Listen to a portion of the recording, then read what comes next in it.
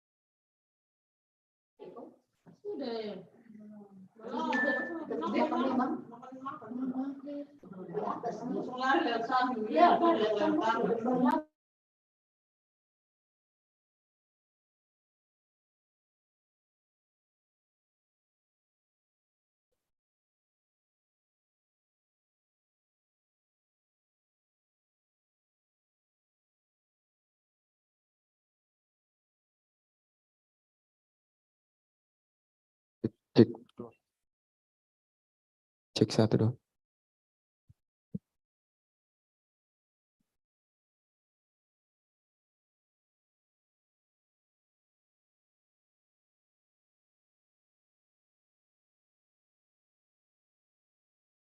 Cek.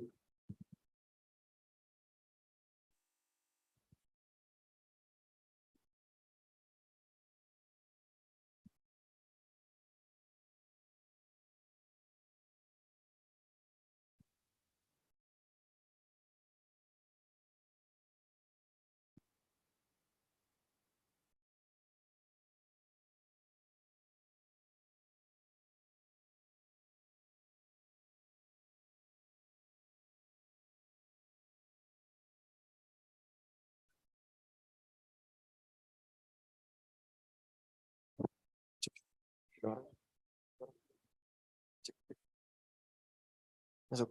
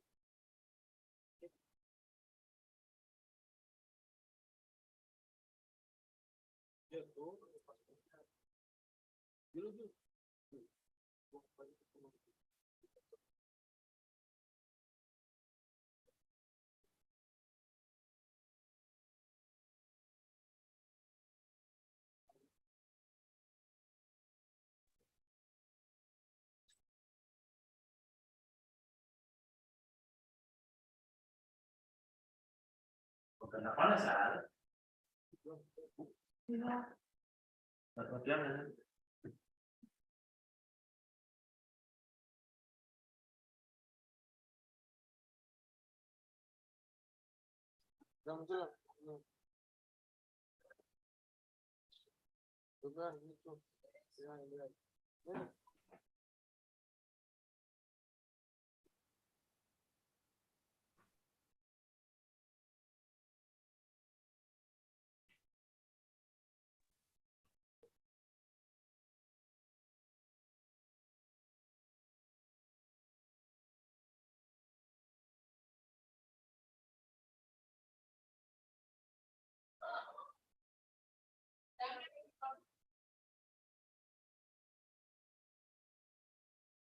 Cek 1 2 3. Cek 1 2 3.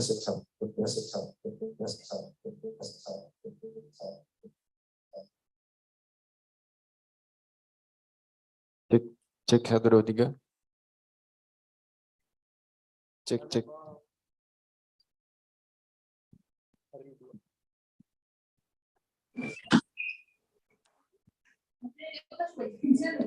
Selamat pagi, diinformasikan kepada seluruh partisipan kita akan melaksanakan cek audio video.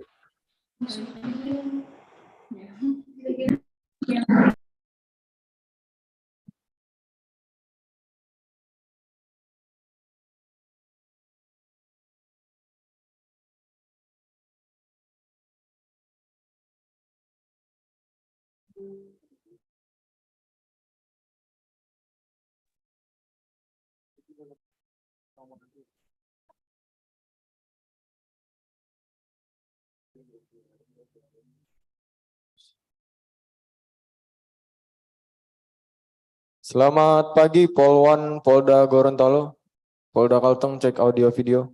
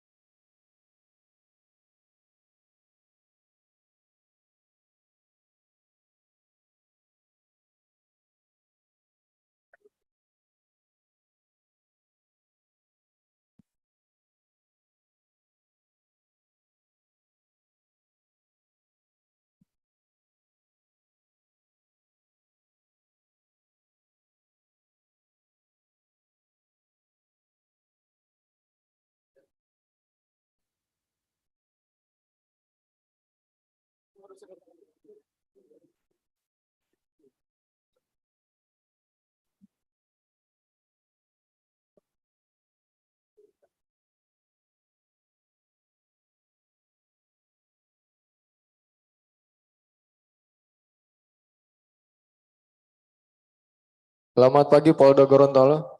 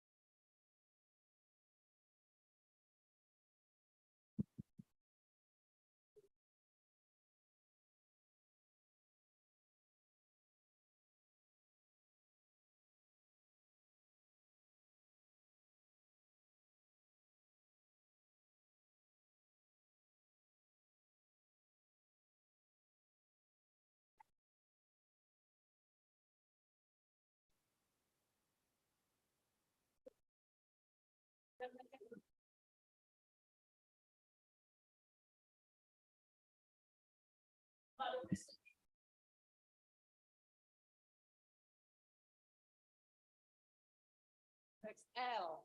Selamat pagi, Beni. Itu udah dibuat kah? Ini Bu. Oh, ya sudah. Ya. Oke.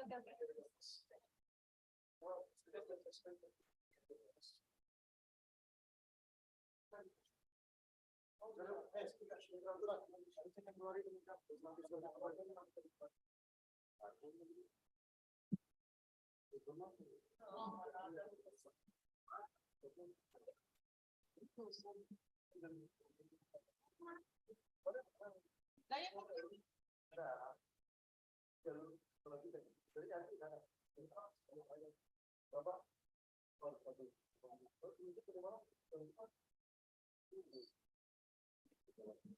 1 2 3.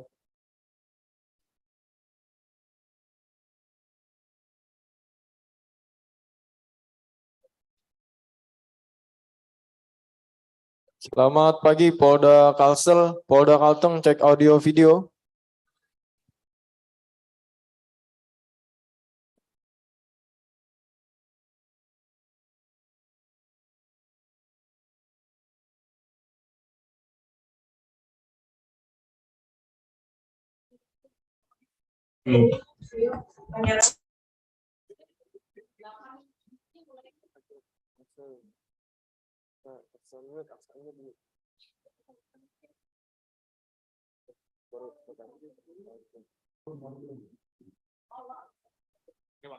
Mohon izin Polda Kalsel, Polda Kalteng, cek audio video.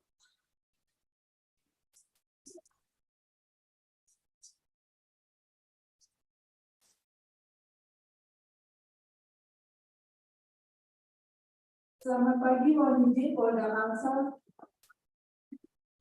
Mohon izin Ibu, bagaimana diterima di Polda Kalsel suara dari Polda Kalteng? Alhamdulillah penerimaan sampai saat ini jelas. 86 Ibu. Sebaliknya diterima di Polda Kalteng 84 82. Terima kasih Polda Kalsel. Terima kasih.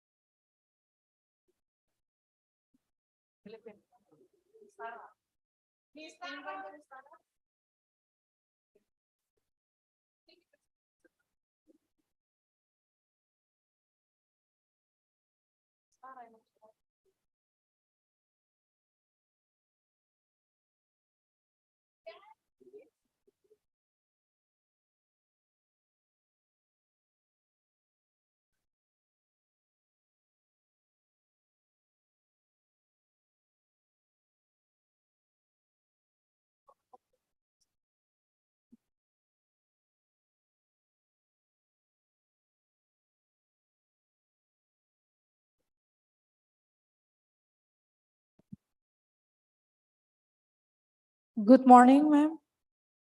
Miss Tara.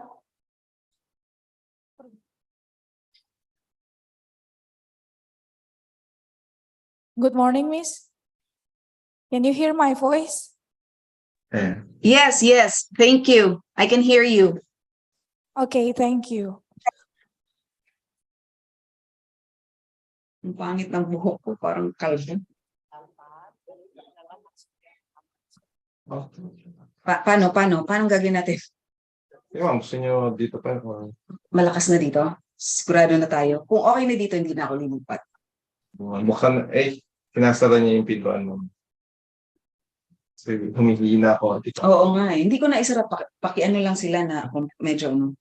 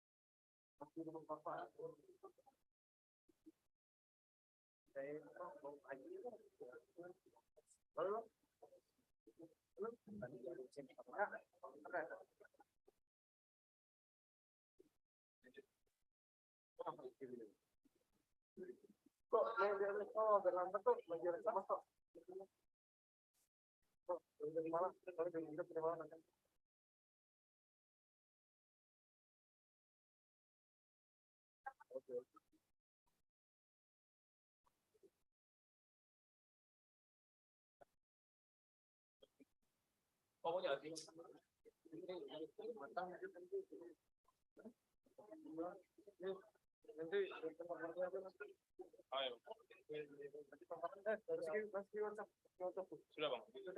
Udah, paparan, paparan, paparan. Lupa jadi. Download semua nih. Ada ke atas lagi. Filipin. Mana ini? Malaysia. Download semua di sini boleh. Tidak mau paparan pakai itu ya. Paparan langsung pakai. Ini ribet tuh, buat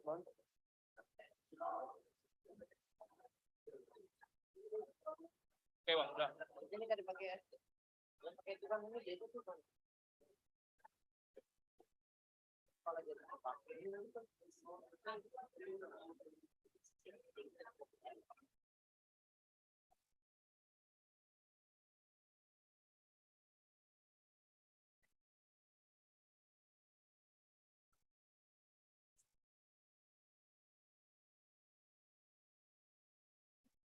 Jadi memang terus ada apa ini?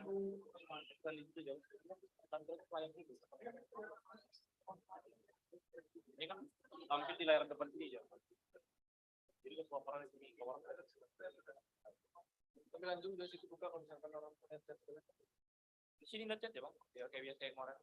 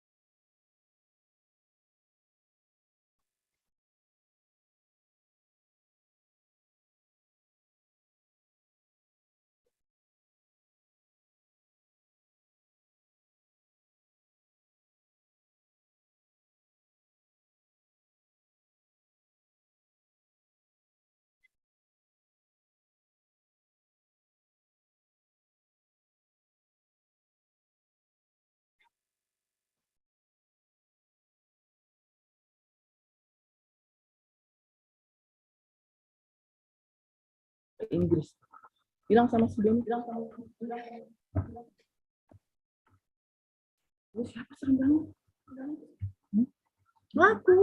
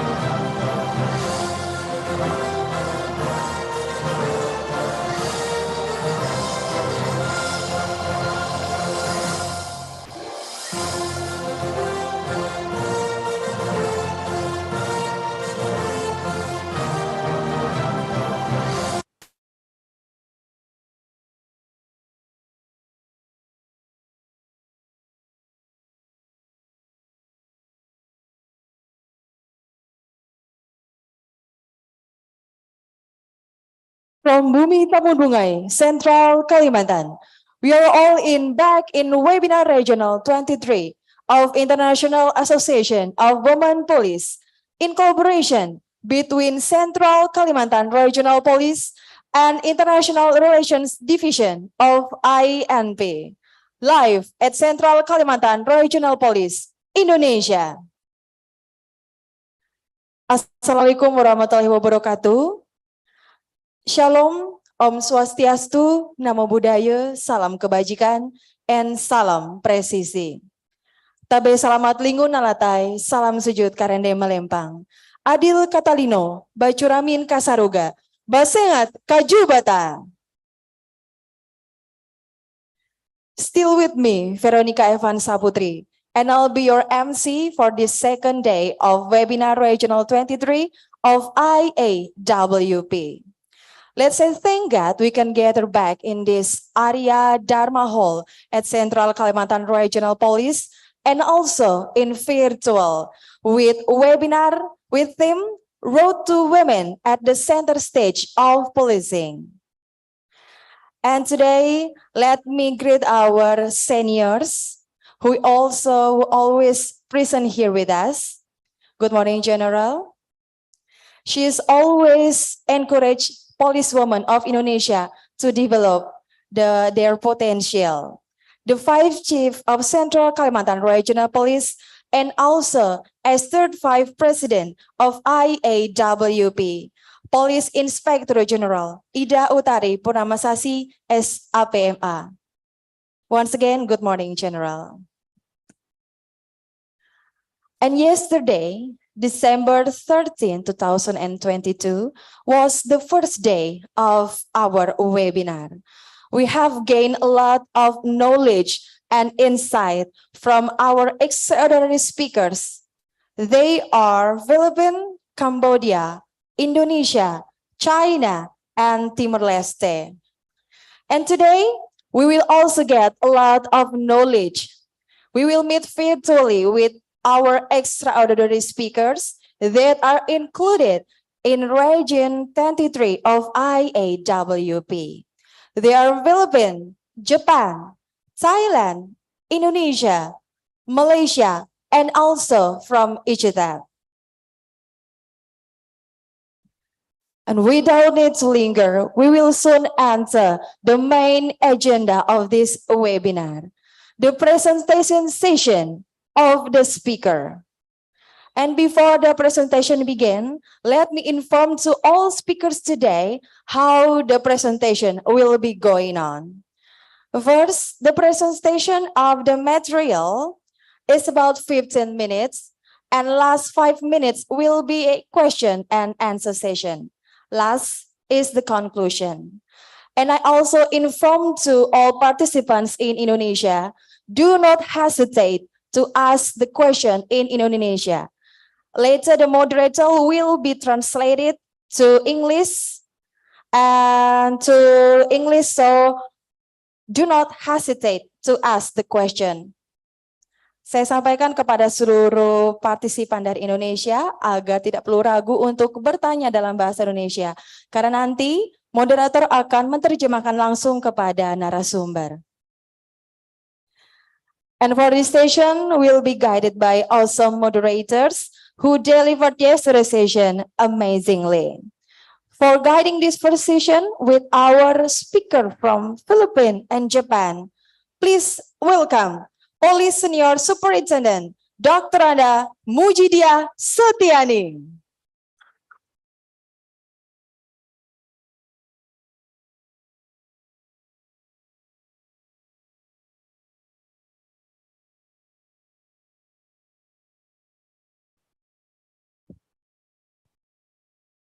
Assalamualaikum warahmatullahi wabarakatuh.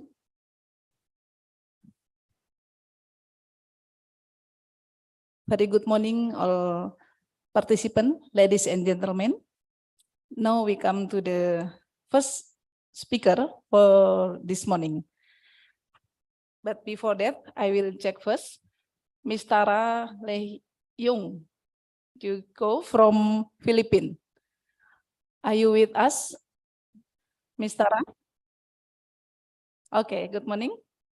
Okay, before Ms. Tara present her presentation, I just want to introduce her short curriculum vitae. Ms. Tara Lehyung Chiuko, she is working in the Philippine National Police. She is a police officer who is highly effective at taking leadership direction from superior as well as mentoring junior officers. She believes that willingness to learn and emphasis teamwork are essential qualities of successful law enforcement officers. Her experience, she's working as a Bataan Police Provincial Office for around 3 years, and also working in anti-kidnapping group, and also from Philippine National Police in Public Information Office as a Chief Administration Officer, Budget and Fiscal Officer. And also she worked also in Police Regional Office, Bangsamoro Administrative Region as Administrative Officer to Regional Director. And now the current position as Assistant Chief Budget Division in Directorate for Controllership, and also active action officer for Capital Outlay Section. Her educational background, he joined Philippine National Police Academy Bachelor of Science in Public Safety and Top 9 Academic Excellence Award. She also received Public Safety Officer Basic Course Top 3 Academic Excellence Award from National Police College, and also joined Federal Criminal Police Office of Germany, Anti-Kidnapping and Hostage Negotiation. She also get a leadership of women in law enforcement in Thailand, and also the training manager officer course. Yeah, there are so many experience of our speaker today. She is also received various awards such as Medalya Kadakilan for the contribution in the liberation of Marawi in the year 2017, and also receive medalla yang papuri kasana yang and katangi tang yang gawa in her 14 years in police services. Please give applause to our first speaker this morning.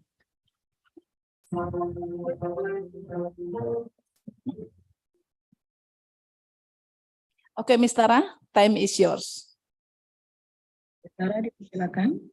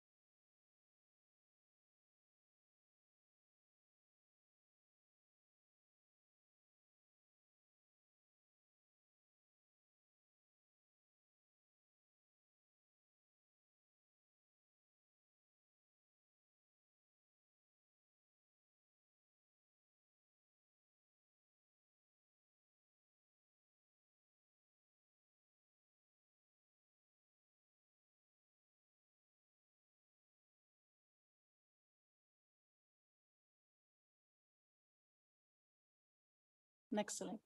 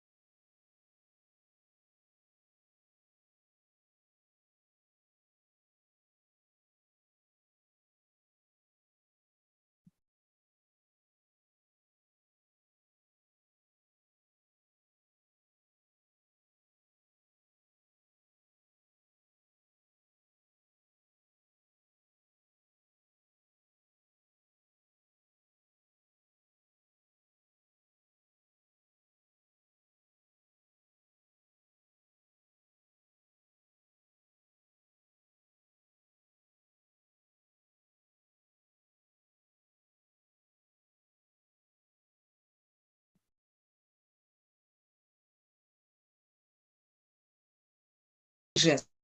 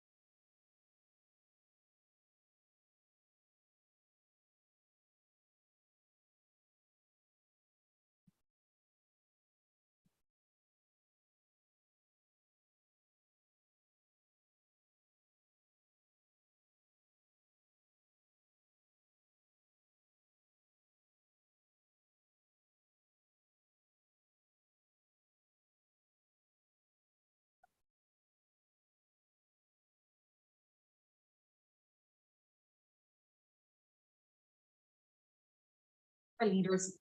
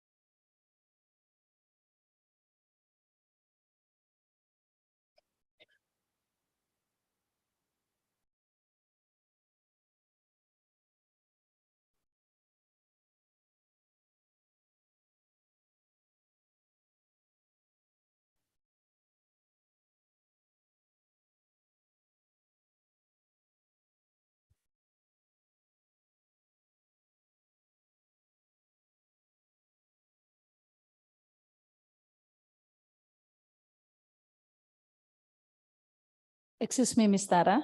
You have 5 minutes left. Yeah.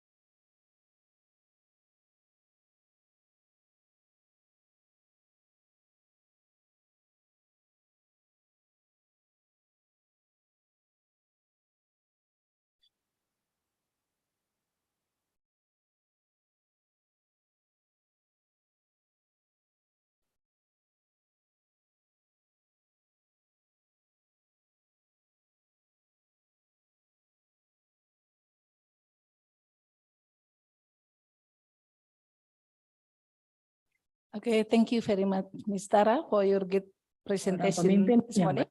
So we are coming to the question and answer. We will have Sekarang two adalah questions. sesi tanya jawab. Okay. I give opportunity to two person to raise your question. Is there any question from regional police? Please raise your hand.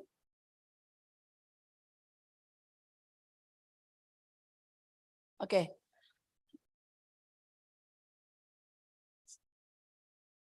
Okay, the the question from here from Senior Inspector Rosa. Ada pertanyaan dari AKP Rosa. Good morning, Tara. Selamat pagi, Ms. Tara. What a very insightful presentation. Thank you. So I have a question. As a mother, as a wife, and a law enforcement, so have to retell again my question. As a mother, as a wife, and a law enforcer, how the Philippines government support the work-life balance for police women?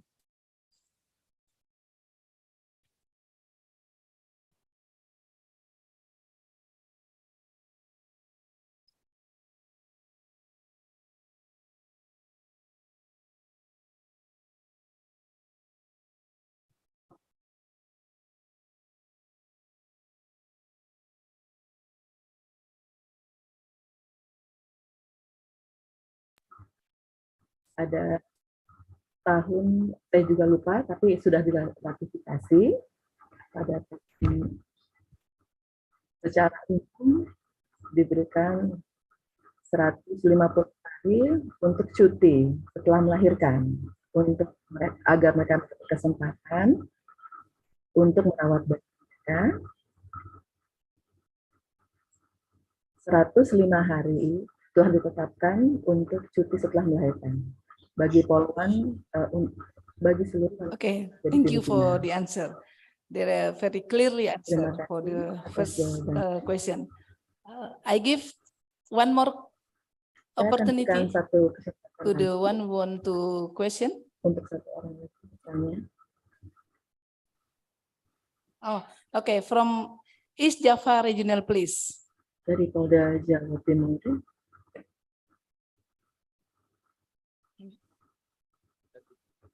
Okay, please from East Java Regional, please. Dipersilakan dari Polda.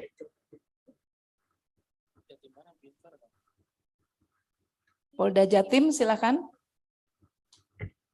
Dipersilakan Polda Jatim.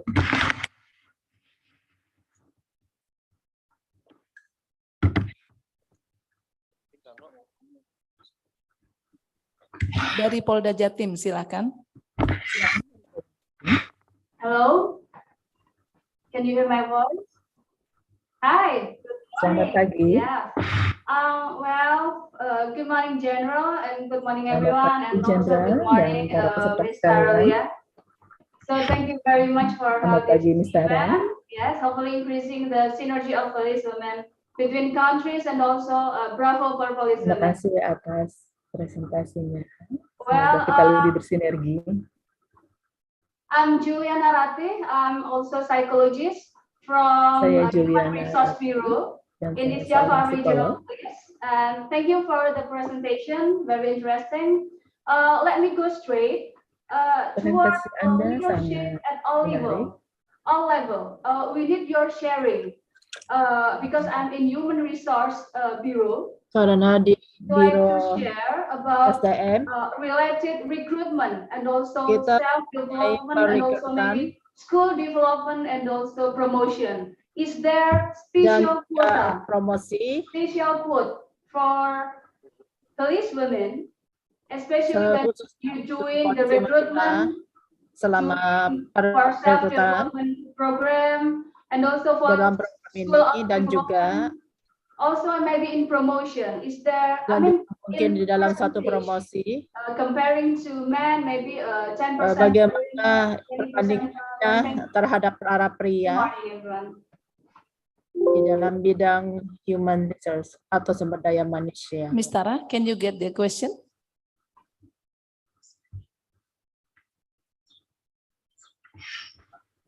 Coba yang dari Jatim agak disingkat pertanyaannya. Okay. Dan jangan terlalu cepat. I mean, we just want to know. We need your sharing. Is there special quota for tentang police kuota when you doing recruitment untuk para polisi wanita ketika dalam proses perekrutan? For promotion, especially for police women. Khususnya untuk polisi. Can you get that?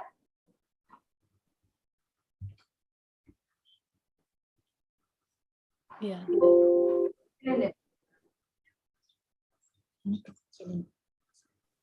Box so that I can answer it if it's possible. Interpreter mungkin bisa terjemahkan ke bahasa Inggris, maksudnya supaya speakernya bisa menangkap pertanyaannya. Oh ya, dubbing. I understand something about promotion. Okay. Ya, Miss pakai bahasa Indonesia aja. Miss Tara, actually, if I'm not mistaken, is there any special course for the policewoman in Philippine National Police to get the promotion, something like that?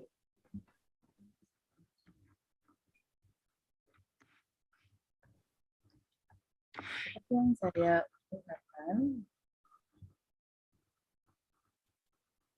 bahwa kita telah berevolusi di Filipina dan memberikan kesempatan kepada polisi pria dan wanita, semuanya adalah sama. Tapi kita juga memiliki pelatihan kepada polwan seperti woman leadership. Kemudian juga ada beberapa pelatihan yang diberikan kepada polwan. Dalam rekrutmen kami memiliki pelatihan juga. Kami juga melakukan polwan, tetapi tidak hanya spesifik kepada polwan saja, tetapi kepada polki juga. Jadi semua polki dan polwan bisa mengikuti pelatihan tersebut. Okay, I think that is already clear. The answer Sudah of jelas from jawabannya. question from East Java Regional Police. Pertanyaan dari Thank you Polda very much, Jatim. Ms. Tara, for Terima your kasih, Ms. great Tara. presentation and your explanation. But before we Terima closing kasih atas the first presentasi session, yang luar biasa. I take note for to conclude this first Saya session. akan To be a great leader, especially as policewoman in Philippines, we need to have empathy, humility, persuasiveness, entrepreneurial spirit, and resilience. Right, Ms. Tara?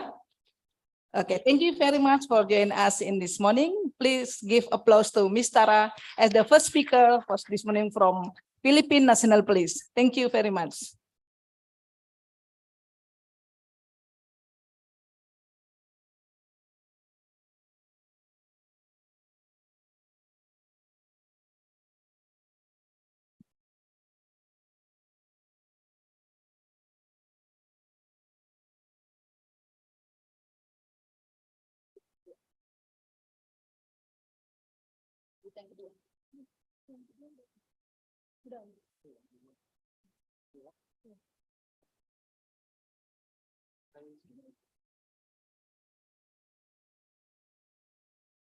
Okay, all participants, ladies and gentlemen, we will continue to the second presenter this morning. The presenter come from NPA, National Police Agency from Japan. Ms. Kei Yuko, right? Okay, good morning, Ms. Kei. Before you present your presentation, I will read your curriculum vitae to introduce to the participant. Okay, Ms. Kei Yuko is Second Secretary, Embassy of Japan in Myanmar. She graduated from the Miyazaki International College, and she also joined Miyazaki Prefectural Police as a community police affairs in police station. She experienced also as a first investigation division in police station, also organized crime in headquarters, and second investigation division, and current position as Second Secretary, Embassy of Japan in Myanmar. Okay, Ms. Kei, time is yours.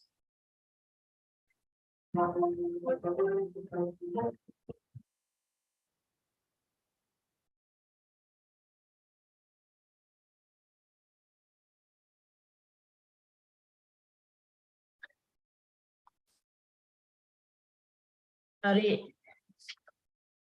perkenalkan diri saya.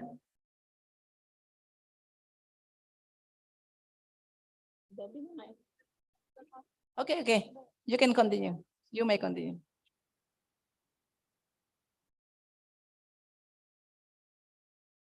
Saya sebagai petugas di Myanmar pada tahun 2006.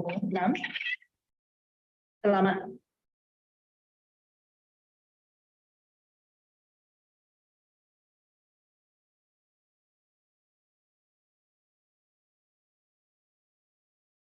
post and make radio comments. After that, I worked mainly in the criminal division where I experienced a wide variety of crimes, theft, robbery, sexual crimes, organizational crimes, seperti perampokan, kejahatan seksual, dan so while working in a criminal division, I was promoted to inspector. And after that, I started working at the Embassy of Myanmar as a security.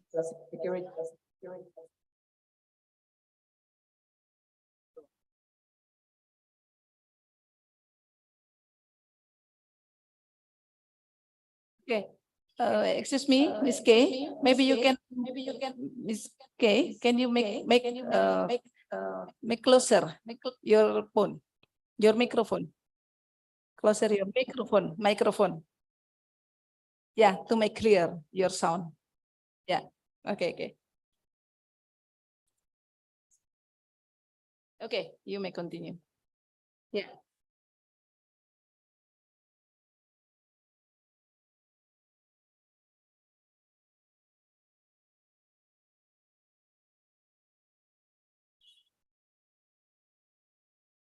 Pues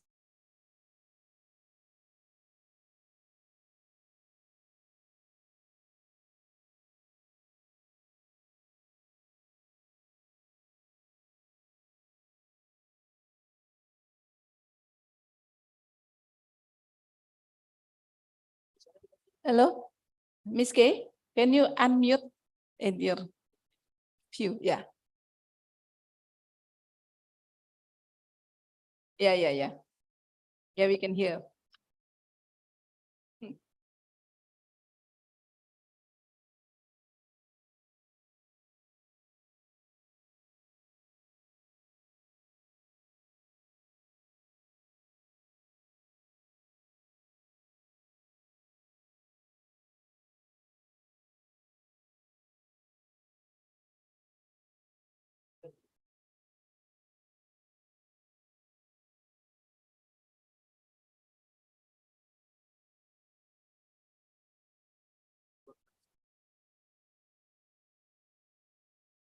The slide-nya.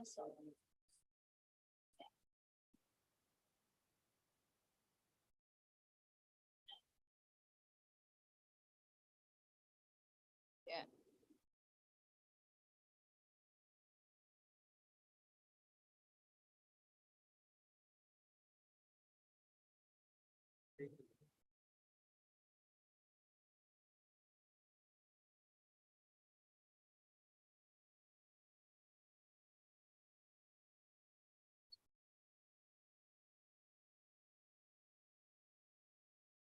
Next slide.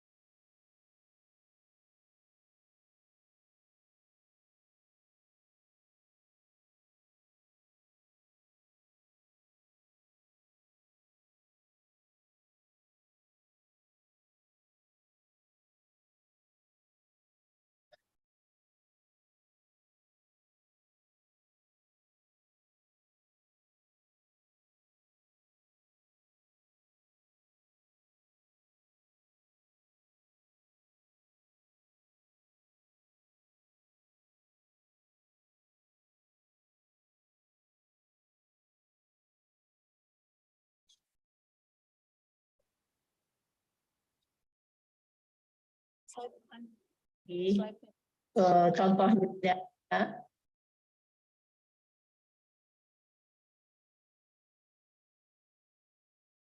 Ya itu.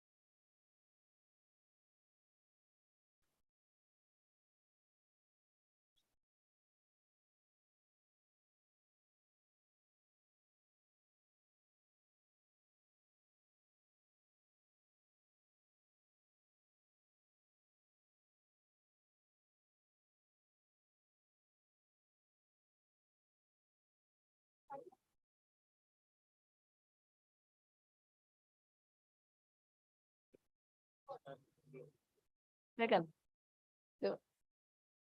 The second, the third, right? Yang ketiga ya udah. Still there.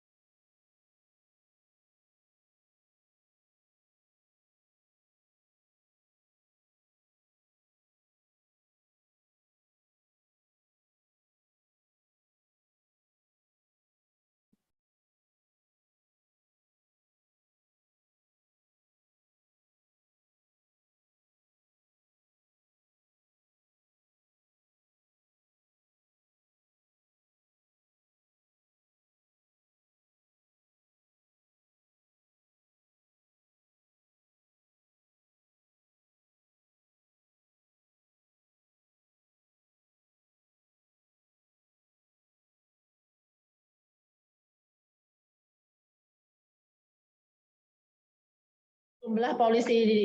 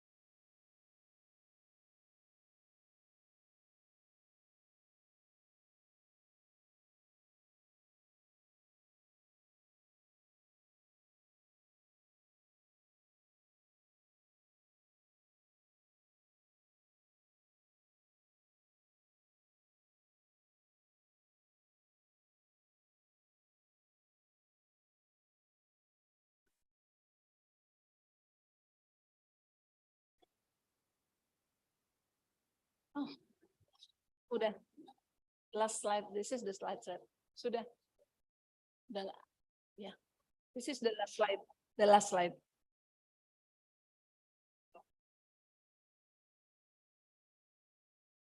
Ya.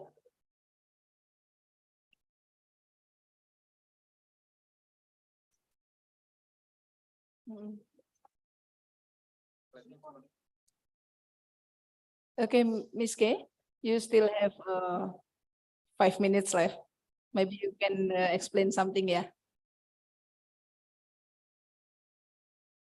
Jadi membutuhkan waktu yang lama untuk membuat seorang korban terbuka membicarakannya. Ya.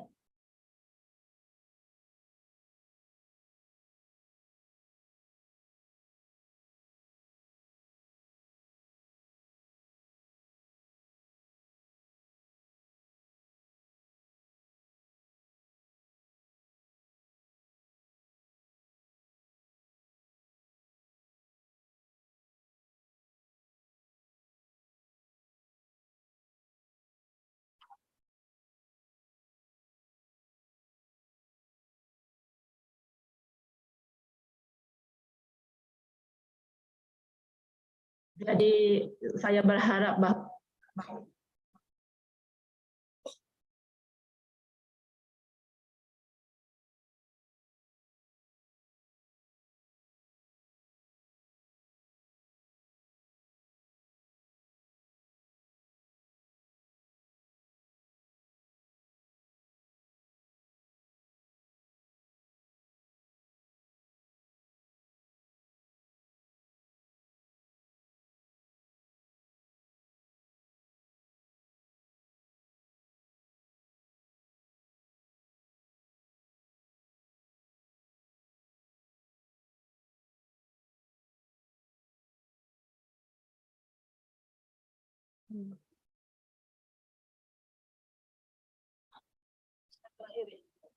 Yang terakhir, slide terakhir.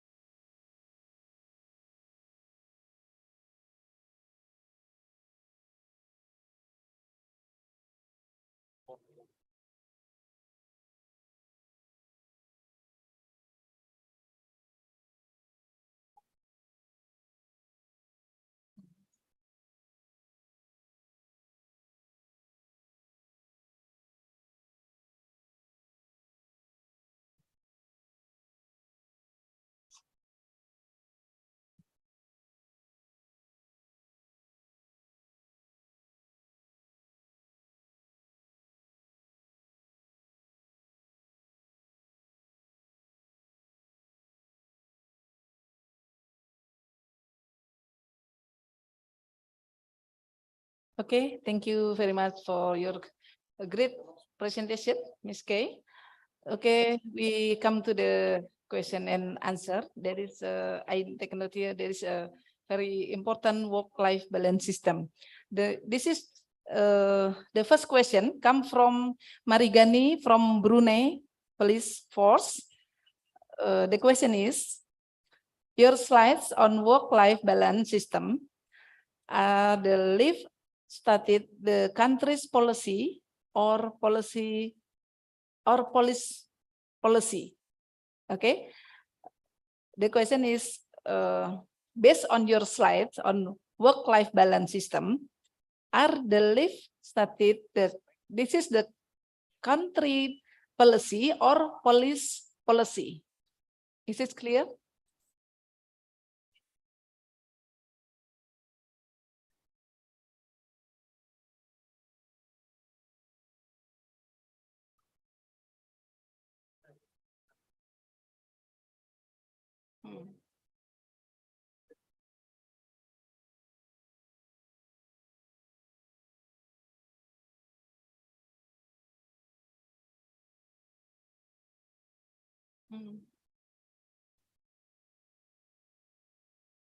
Satu sebagai suatu negara.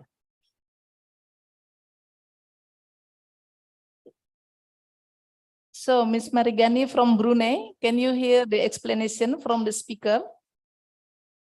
That this is the country policy, not only for the police, but also for all civilian servants in Japan. This is national policy.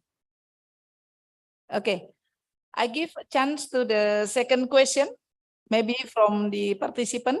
If you want to ask the question, please raise your hand. Okay, the second question from here, from Central Kalimantan Regional, please. はい、かゆこさん。agak sini. はい。まあ、ちょっと日本語で話していますけど、I will speak in Japanese and also I will translate it into English. かゆこさん、おはようございます。はい、元気ですか？はい、よかったです。はい、とっても刺激的なプレゼンテーションをどうもありがとうございます。Thank you for the very inspiring presentation. 一つの質問がありますけど、I have one question. Saya punya satu pertanyaan.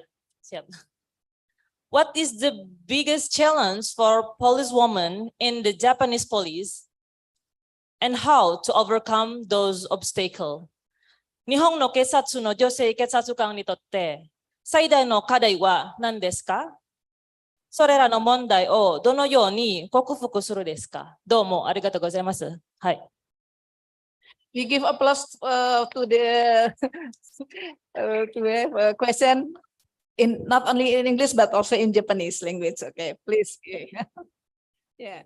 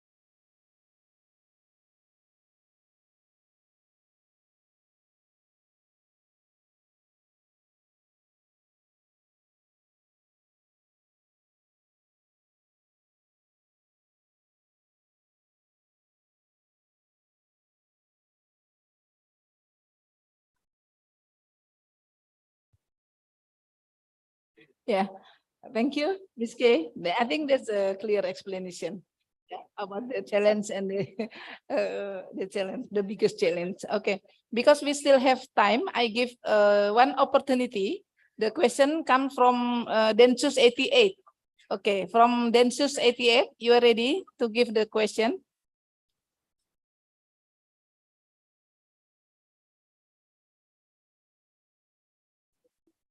Ya, Densus 88, silakan. Iya, selamat pagi Mbak Muji, saya pakai bahasa Indonesia saja. Oh iya, silakan. Iya, good morning Ibu Kayuko. Terima kasih untuk presentasinya.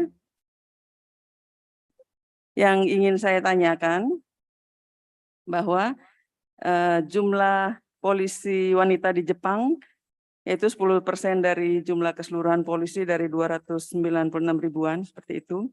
Dan tadi dijelaskan bahwa ada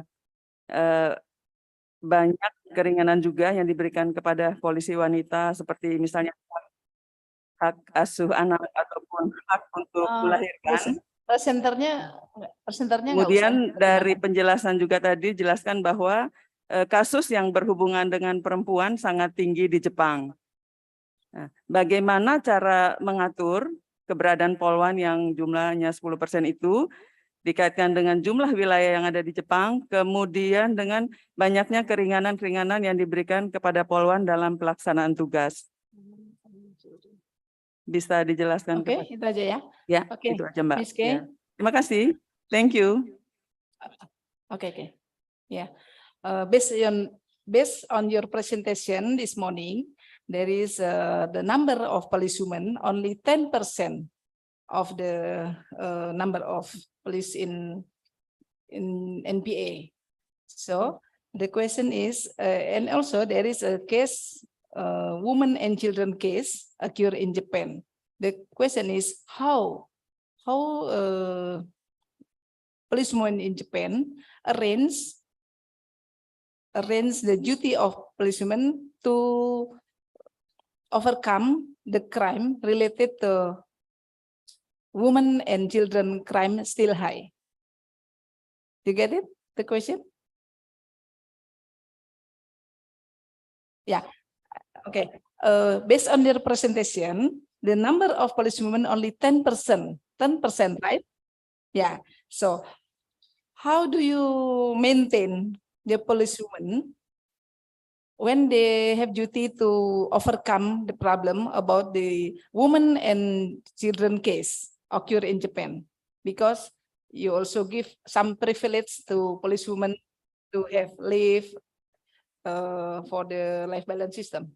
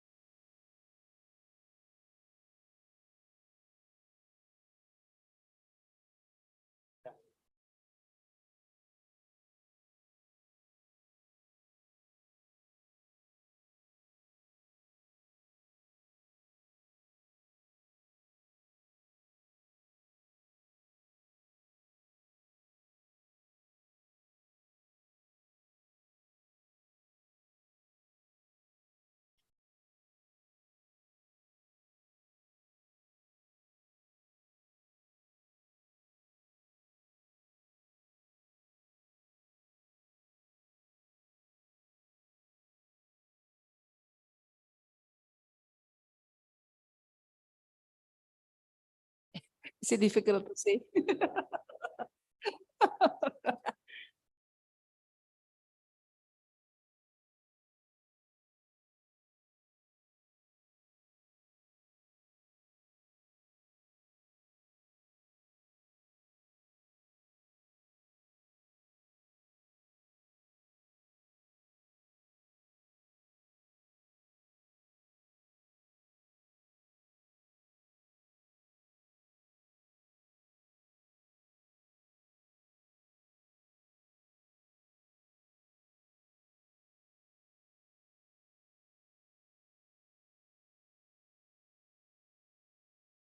Okay, I try to explain in bahasa. Jadi, jadi dijelaskan tadi ketika jumlah polwannya terbatas, kemudian melakukan menangani kasus-kasus seperti itu, biasanya juga dibantu oleh polisi prianya yang bisa mengatasi masalah itu. Jadi ketika polwannya mungkin banyak yang cuti melahirkan dan sebagainya itu di cover oleh polisi prianya. Begitu ya, Mbak Nela dari Densus. Oke, dari Densus bisa mendengar?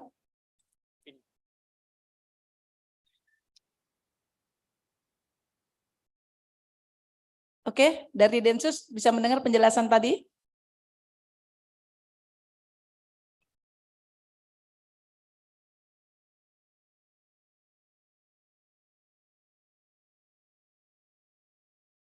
Oke, Miss K, once again, thank you very much for joining with us. But before closing this session, I will read my conclusion.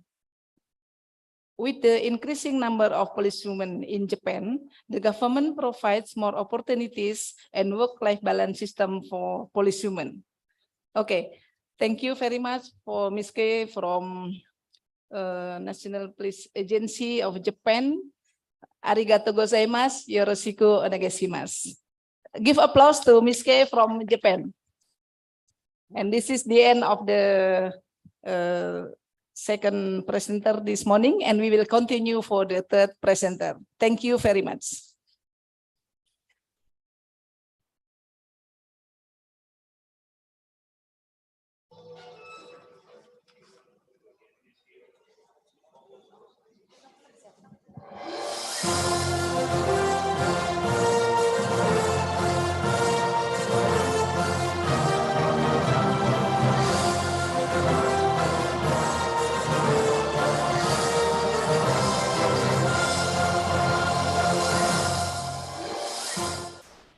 Let's give applause to our speakers and moderator for the first session today.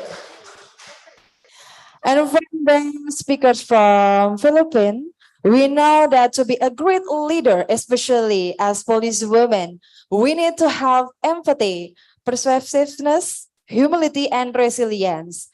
And from Japanese speaker, we also know that the increasing number of police women in Japan, the government provides more opportunities and work-life balance system for police women. Also, thank you to our senior, Ma'am Mujidia Setiani, who has guided this session well. And in this session, we also want to say hi. Welcome to our webinar to Police Brigadier General Retired Juansi. Selamat pagi, Ibu. And also representative from universities in Indonesia, from UGM, UI, UNAIR, Unpar, and Ubara Jaya. Hope you all enjoy this webinar. And now we will go to the next part. We will have 5 minutes to break before we enter the second session with our speaker from Ishita and Thailand. Please enjoy your time. And we're still in the second day of Webinar Regional 23 of IAWP at Central Regional Police Indonesia. Thank you very much.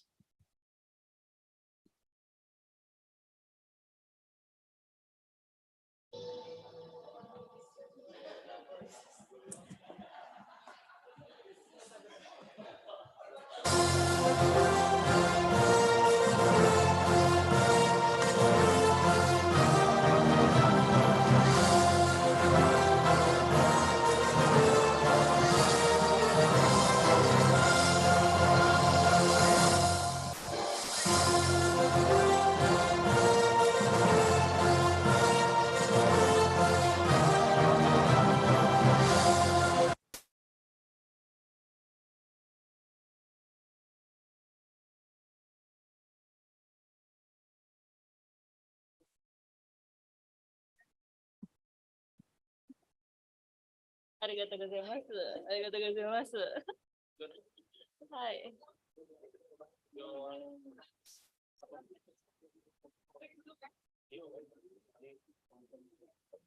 Nah,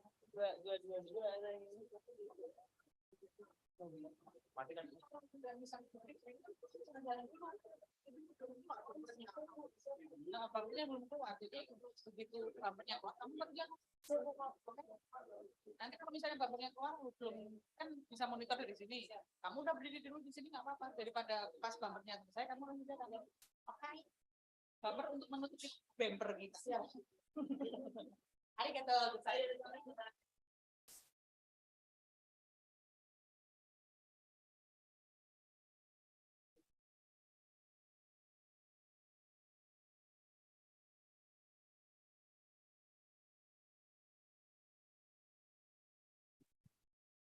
Gangguan ya?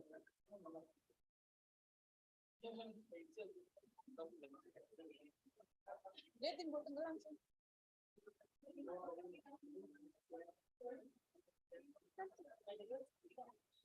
Iya dong, tapi mati kameramu.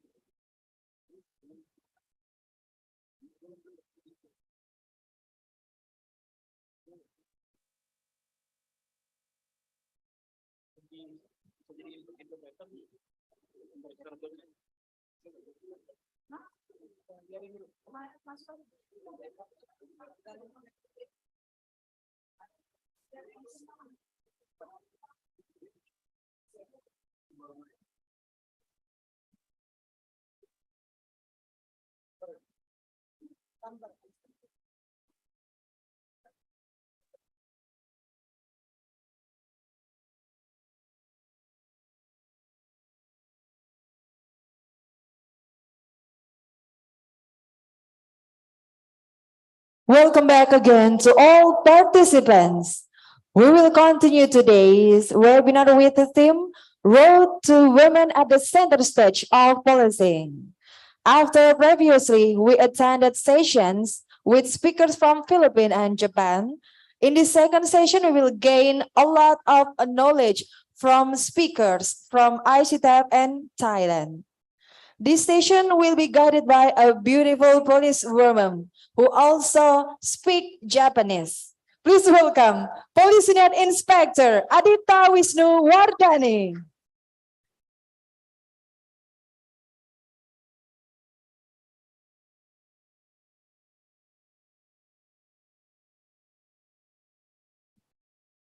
Bismillahirrahmanirrahim. Assalamualaikum warahmatullahi wabarakatuh.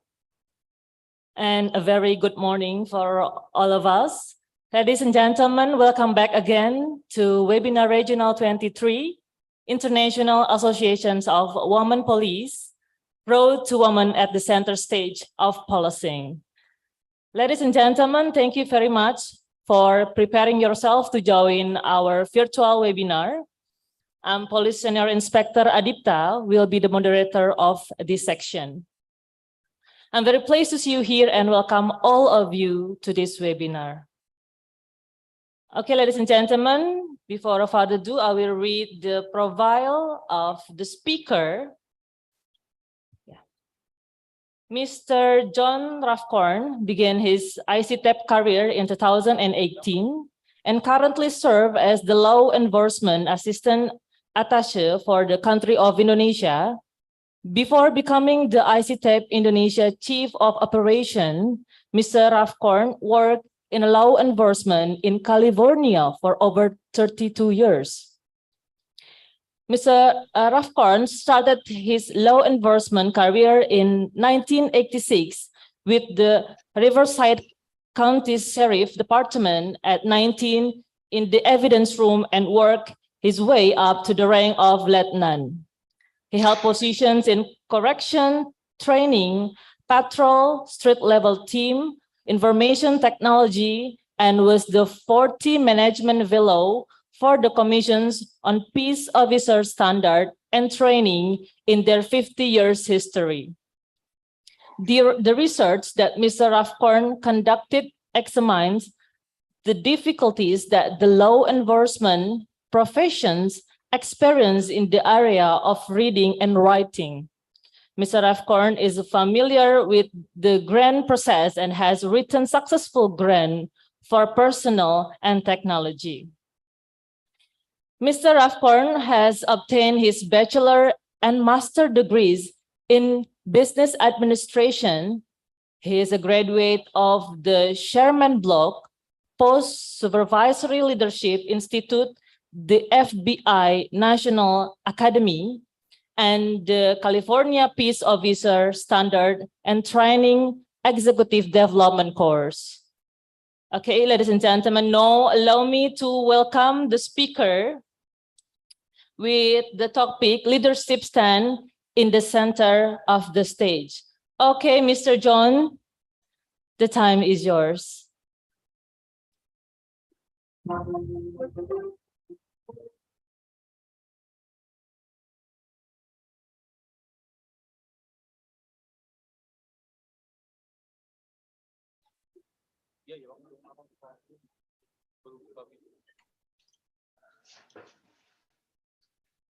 Okay, Mr. John, are you hear me? Yes, I can hear you. Okay. Good morning and good evening from California, and welcome to my home. As you stated, I'm John Rafcorn, and I'm the attaché at ICTAP. Prior to coming to ICTAP, like you said, I've worked in law enforcement in California for over 32 years and held pretty much every different assignment within law enforcement. And I also want to thank Inspector General Otari for allowing me to speak here today and allowing me to bring some insight into law enforcement in the United States in general.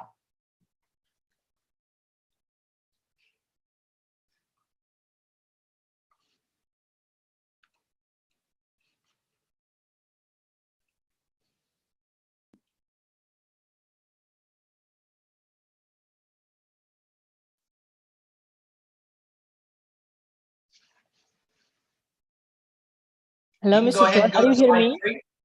Yes, you can go ahead and go to slide 3. Okay, slide number 3. Right here.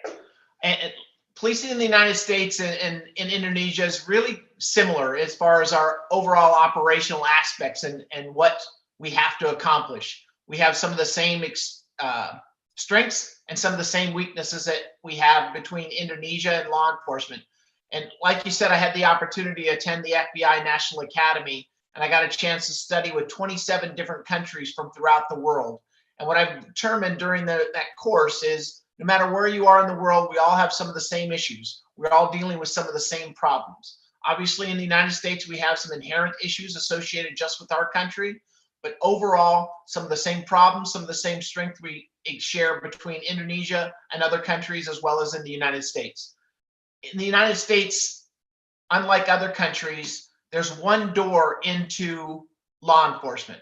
Man, woman, PhD, high school diploma, no matter who you are and you enter law enforcement, you come through the same door. You start from brigadier and you can work your way all the way up into chief of police. In the United States, we recruit, it's very long process. Generally takes anywhere from 9 to 12 months from when you sign your application to get hired into law enforcement. And there's a lot of tests, a lot of background checks, medical, physical, psychological tests are associated with that. And currently in the United States, that's one of our biggest problems is recruitment. We're generally running at about 10% underfilled positions in most agencies throughout the United States. And some agencies are even higher than that. In the United States, law enforcement is not the most desirable job. It's not for everybody. There's obviously dangers associated with it. There's a lot of work associated with it, a lot of training associated with it. And so it's generally not for everybody. And when the economy is good, like it has been in the United States for numerous years now, it's harder and harder to recruit law enforcement officers to come into our profession. Our education and training, it generally starts, like I said, in our basic academy, and our basic academies are going to run anywhere from 6 months to 8 or 9 months, depending on where you go and what state you're in. And then after that, you're going to go into generally a 6 to 12 months additional training on the job training. That is going to incorporate numerous different training officers, numerous different partners, and numerous different assignments. And I had the job or a career. And as I was a leader in law enforcement, a job is something that people come and go for. A career is somebody who's going to spend 25, 30 years in the same location or doing the same profession. And again, this career, it really needs to be treated like a career, the law enforcement profession. It just can't be a job. If it's a job, it's going to be a long time for you to get from the beginning of your career to the end of the career. If you treat it like a career, you treat it like a profession, it makes your responsibilities, it makes the years go by faster, and it gives you more enthusiasm to perform your duties throughout the course of your career. Next slide, please. We have a lot of challenges in the United States. We have multiple different ethnics and multiple different cultures. We are bordered by 2 countries, Canada to the north, Mexico to the south. We have immigration into our country, both legal and illegal, and it causes some issues. Again, multiple cultures, multiple ethnics, multiple languages being spoken. We also are a gun culture. Most people in the United States, I wouldn't say most people, but a lot of people in the United States have personal guns. It's in our Constitution, right to bear arms. And you can lose that right if you're convicted of a felony or you have some psychological problems, but it's still a gun culture. And as I stated earlier, recruitment and retention, it's getting harder and harder for law enforcement agencies in the United States, which there's over 17,000 law enforcement agencies. Unlike Indonesia, where you have one, in the United States, we have 17,000 separate agencies. And we're all recruiting against each other. We're trying to retain and our officers. And so again, the pay, it goes up quickly because other agencies are offering higher pay. And so it's pitting one agency against the other. And then again, over the last couple of years, you've probably seen in the news, it's more acceptance of criminal behavior. When I first started my career, if you committed a minor crime, you went to jail. Now, minor crimes generally don't go to jail, and some major crimes don't even go to jail. And so again, it's more of acceptance because of overcrowding, because of the costs associated with that, and because society in the United States is changing. Lack of resources. Again, every agency has a budget. Every state has a budget. When the economy's bad, our budgets, police departments are lower than other times. And so again, we're all fighting for those resources. Cars to buy in the United States are very, very expensive to put a patrol car. The radio systems, the uniforms, everything's very expensive to have an officer. So again, there's lack of resources. Is definitely one of the challenge for any leadership, any leader who's leading an organization in the United States. Next question, please, or next slide. Community policing is the foundation for all police departments in the United States. If you want to be successful, if you want to be a successful officer, if you want to be a successful manager, you want to be a successful leader, you really have to incorporate community policing into all of your thought process. Communities are why we work in law enforcement in the United States. We work for the people who live in our neighborhoods, who do business in our communities, the schools, the houses of worship. They're all part of that community. So it's about bringing them all together, trying to understand everybody's responsibilities, trying to understand everybody's roles, and trying to understand everybody's desires, because not everybody views policing in the same way. A business, obviously, they want to protect their businesses. Homeowners want to protect their homes. And sometimes those desires clash together. It's hard to please everybody. But again, community-oriented policing has been in place in the United States for almost 40 years now. And it's been incorporated throughout all of our organizations.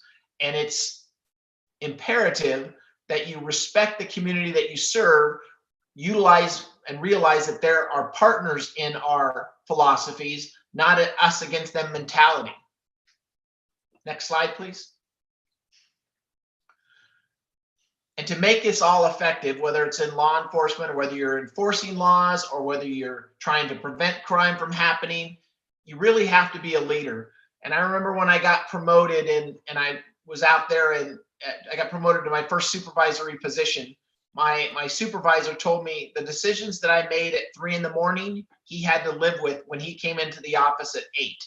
So again, leadership begins with everyone, whether you're the lowest person, a brigadier, or whether you're the chief of police. Everyone throughout the organizations has to practice leadership, because we all have our own leadership role. We all aren't running the organization. We aren't running the department. We all have the chief of police, but we all have a role in leadership that we must follow. And to be successful, we all have to lead, not just one person. Next slide, please. And leadership, again, is integrity. We have to be honest with ourselves. We have to speak and act only the truth. In the United States, we have a saying, if you lie, you lose your job. Plain and simple. There's no acceptance for that. We have to be honest to our colleagues. We have to be honest to our superiors. We have to be honest to our subordinates. And of course, we have to be honest to the society, the citizens that we serve. And with that, being sincere, helping people with your heart. And you can tell people, and I've run across officers throughout my whole career. Some people are in it because, like I stated earlier, it's a job to them. They're in it because they want to get paid. Other people want to actually help people and be sincere, and they're trying to make a difference in their daily jobs. You got to be brave, and you have to be able to say no if things are illegal. You have to be able to speak the truth at all times. It's not easy sometimes doing the right thing. And of course, if you have subordinates, you have to walk the talk. If you say something, you have to follow the exact same rules that you're telling other people to follow. Transparency is everybody seeing that you are doing it right. You, like I said, walk the walk, talk the talk, and people know exactly who you are and how you're going to lead, and you're going to lead with sincerity and honesty. And then the last thing is open-mindedness. And even today in my role as ISATAP, I love talking with my colleagues, subordinates, because they have other ideas than I have, and they might have different ideas than I have. And so it's, to be a good leader, you have to accept all these different ideas. Ultimately, as a leader, you're going to have to make that decision. You're going to have to make that hard decision or easy decision. But it's good if you have the ability to listen to other people and be open-minded. And whether it's a citizen, a colleague, a subordinate, a superior, listen to everybody before you make that decision if you can, and then be willing to change your mind if you know the decision's wrong or if you know you're going down the wrong path. Next slide, please. Interpersonal skills is one of the most important qualities of a good leader. You have to be able to communicate with your subordinates, with your superiors, with the citizens that we serve, with the business community, with all the stakeholders. You have to be able to communicate with them. And so again, sometimes you're going to communicate with your I'm sorry, peers sir. and your You still have 5 minutes left. Okay, you're going to communicate with your colleagues different. You're going to communicate with the citizens. You have to be a good listener. That's very important. Build and maintain good rapport. You have to, people have to believe in you if you want them to follow you. And to have them believe in you, they have to be able to trust you, and you have to listen to them. You have to know who they are, and they have to know who you are. Again, empathetic leadership is very, very important also. People have to know that you care for the people who work for you, care for the people who you serve, and care for the community that we serve. Sometimes you have to be persuasive. You have to stand up for what is right. You have to be able to state your point of view, state your point and reasoning behind your decisions, and be able to live by them. Again, providing feedback.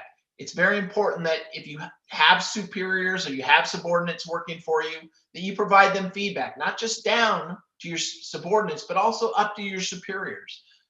Provide them feedback about decisions that were made and what was right and what was wrong with them. And then ultimately you have to be able to resolve conflicts. And we all know in the workplace, whether it's in our buildings, in our poldas, polsecs, poldrases, or out in the community, we're always going to be resolving conflicts. That's our role in law enforcement. We're here to solve problems. And the problems just don't exist out in our society. They exist in our own police stations also. Next slide, please. In summary, like I said, the leadership is being a good role model. People have to respect you. They have to believe in you. They have to know you're there for the right reason. They have to know you're there to protect them as well as serve them. And being a good role model is not just at work. It's 24 hours a day, 7 days a week, 365 days a year. Being a good role model for your family. If you have children, you want them to look up to you. If you have people, your nieces and nephews, you want them to look up to you as a law enforcement officer. That uniform that you wear, take pride in it. Not everybody should wear that uniform, and not everybody can wear that uniform. Whether it's a uniform in Japan, or a uniform in Timor-Leste, or a uniform in the United States or in Indonesia, that law enforcement office uniform is something special. Not everybody can wear it, and you have to recognize that it's a privilege to wear that uniform every single day. So you have to be a role model, not just for your family, for your friends, but for all people. And again, no matter where you are, no matter what you're doing, you are a law enforcement officer until you retire. And so you should never, ever stop leading. Next question. Next slide. And again, my philosophy has always been leadership begins where you are standing. And what I mean by that is, as I stated earlier, no matter where you are in the organization, from a brigadier to the chief of police, everybody's a leader. And so where your feet are at, where you're moving to, where you're moving from, you are a leader, and you should always recognize that. And so leadership begins where you are standing. Next slide. And of course, my favorite shoe company is Nike, and leadership is really just about doing it. It's about respecting it. It's about taking the role. It's about taking that responsibility and accepting your role as a leadership and doing everything correctly so that people below you, people above you, and people to the sides of you all recognize you as a good, qualified leader. Next slide, please. And again, that was very quick. That was very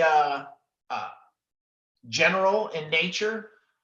But again, it's leadership. Doesn't matter where you're at in the world. It all comes down to the same thing. It's about being original. It's about being honest and having integrity. And it's about standing up for what is right. And now I'll be able to take some questions, I hope. Okay.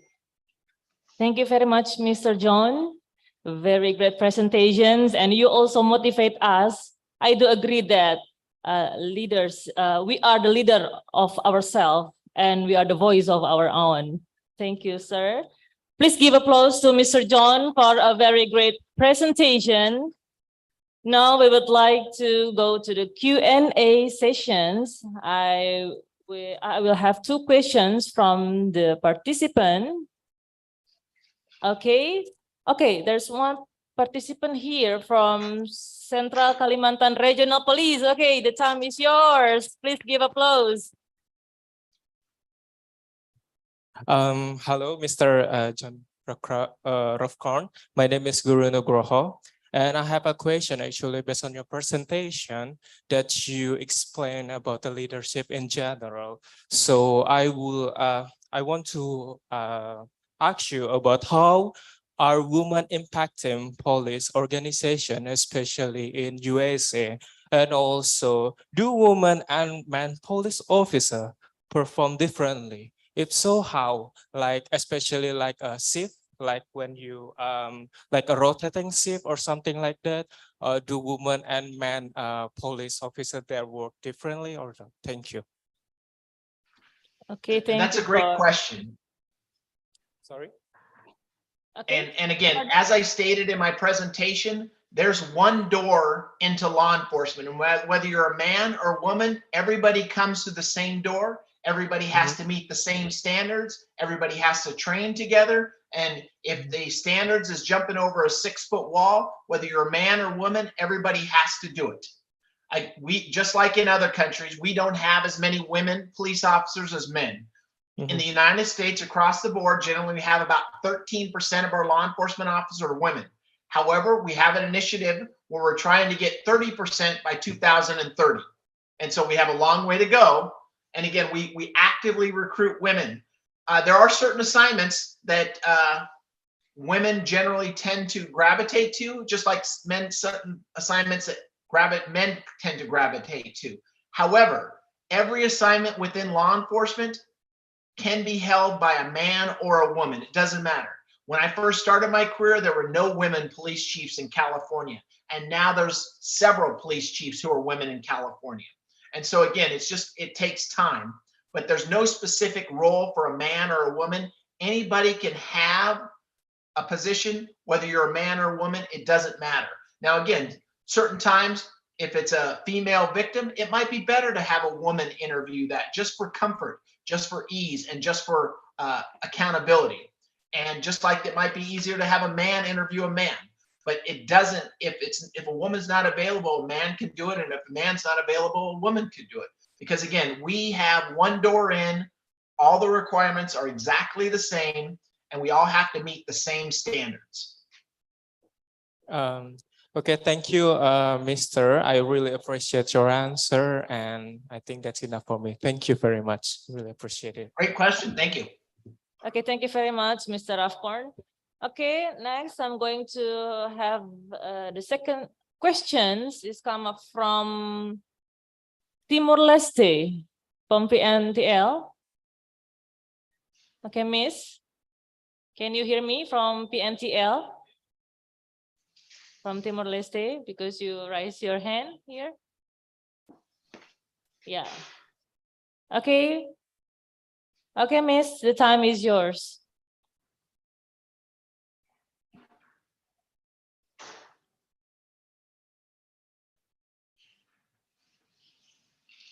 Hello, Miss. Inggris. Inggris.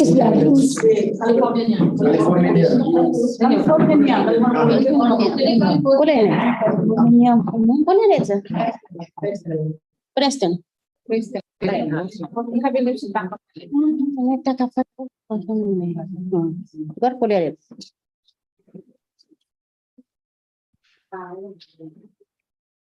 you hear me, Miss? From Yes. Timor-Leste? Good afternoon. Good morning. I'm sorry, good afternoon. Good morning. And good evening. Good evening. Good evening. First of all, I would like to introduce myself. My name is Superintendent Police Julia Dagama. My question is. Very nice to meet you. My question is for Californian Police UC. My question is, what will you do if one of police women in California was fired by institution by a mistake? How can you settle these problems? Would you like to explain to us for Timor-Leste? Thank you. Or if someone would like to submit something, any. Yes. I just wanna have your. My name is Jose. Just want to have your explanation on. You were saying that integrity is a foundation for police. Yes. I'm following CNN. There is a police that sometimes misuse their power and then also creates problems, some victims in some city of the US.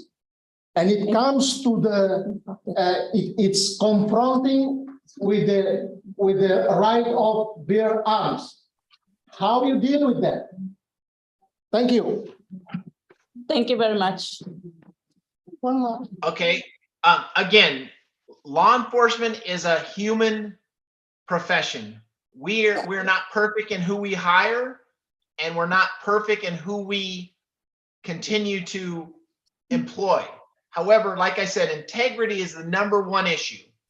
You have to have integrity. So hopefully the officers that you see making mistakes on CNN, hopefully there's no longer officers. They shouldn't be.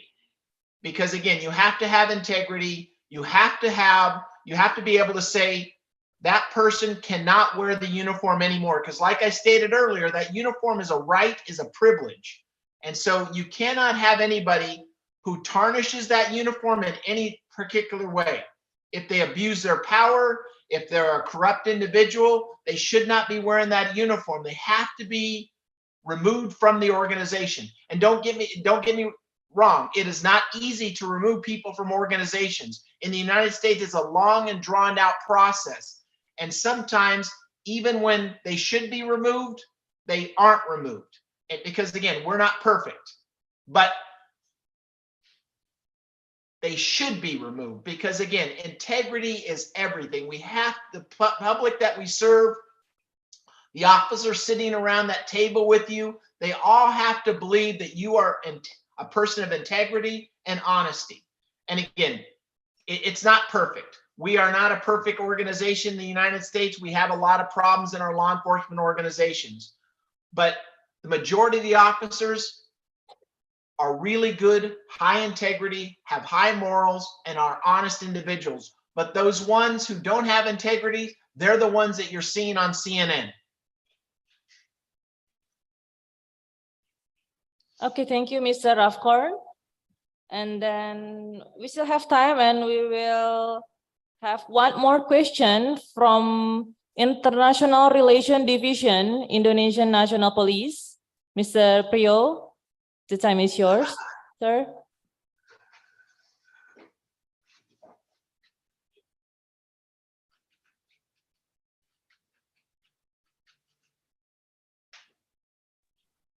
Good evening, Pak John. It's always great to hear your voice. How are you, my friend? The presentation, it is very some kind motivates us. Pak John, my question or my request is, can I have your professional opinion on the police women management here in Indonesia? Because I know you are in Indonesia for quite a long time, so I do believe that you have your personal opinion on the strength and the weakness of the empowerment of police women in Indonesia? Thank you, Pak John. Great question. And I'll be honest with you, most of the women I met in law enforcement in Indonesia could be successful no matter whether they're in Indonesia or in the United States. They're all very, very high morals. They have a lot of integrity, and they're all very, very intelligent. I don't know where you guys get all these intelligent women, but you have a lot of intelligent women in Indonesia, and there are a lot of them in law enforcement. There are some weaknesses though, and I think some of the weaknesses are not theirs, but I think it's the organizations. I think, again, there's different cultures between Indonesia and the United States, and I understand that. And part of the strength of women in the United States is, again, because we all come through that same door. We all have to meet those same standards, no matter where you are. If you're coming in as an officer, you have a PhD, you have a master's degree, you have a doctorate degree. You're all walking through that door. You're all starting on the lowest level. And so that gives everybody the same chance to move up in the organizations. And again, if you're smarter, obviously, you work harder, you're going to move up quicker than other people. But like I said, I think the weaknesses is because Indonesia is so big, there's so many officers, 450,000 officers. It's not easy to get, whether you're a man or a woman, it's not easy to get everybody that needed training that they should have. And because it's expensive, it's time consuming. And again, you're spread out over 3 time zones, 5,400 police stations, 450,000 officers. And so again, I don't think it's just the women of the weakness, it's the men. It's just, there's just not enough hours in the day to train everybody in the way they should be trained.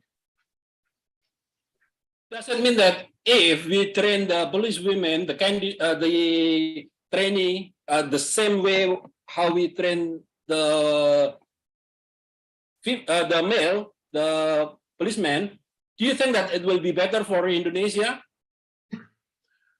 I do think there's benefits in having women in leadership. Women have a different perspective. I have 3 older sisters, and they have different perspectives than I. My wife has a different perspective than I do.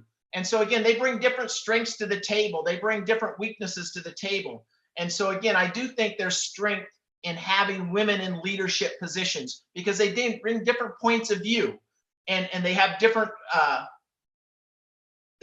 experiences from beginning to end, from growing up to where they are. And so I do believe there's definitely benefits in having women in leadership, whether they're in women leadership in the United States or in Indonesia. But again, women have to know, in the United States, we have to do a lot of preparation ourselves. The organizations don't have all the resources needed to train us the way we should also. So we have to do a lot of self-motivation, a lot of self-training. And the women, whether you're in the United States or in Indonesia, you have to prepare yourself to lead also. You just can't rely on the organization to prepare you. You have to prepare yourself. Well, thank you, Pak John. My best regard to your family. Thank you. And Merry Christmas. Merry Christmas. Thank you. Thank you very much, Mr. John. And then Mr. Priyo from Jakarta. Now, we finally come to the end of the session. Okay, before I close the sessions, I would like to take the conclusion here that the community policing is the foundation for police department, and to make it effective, make yourself as a leader. Be a leader and be a role model for your family, friends, and your people. It starts from where you are standing. Okay, please give applause to Mr. John Rafcorn. Such a very great presentation.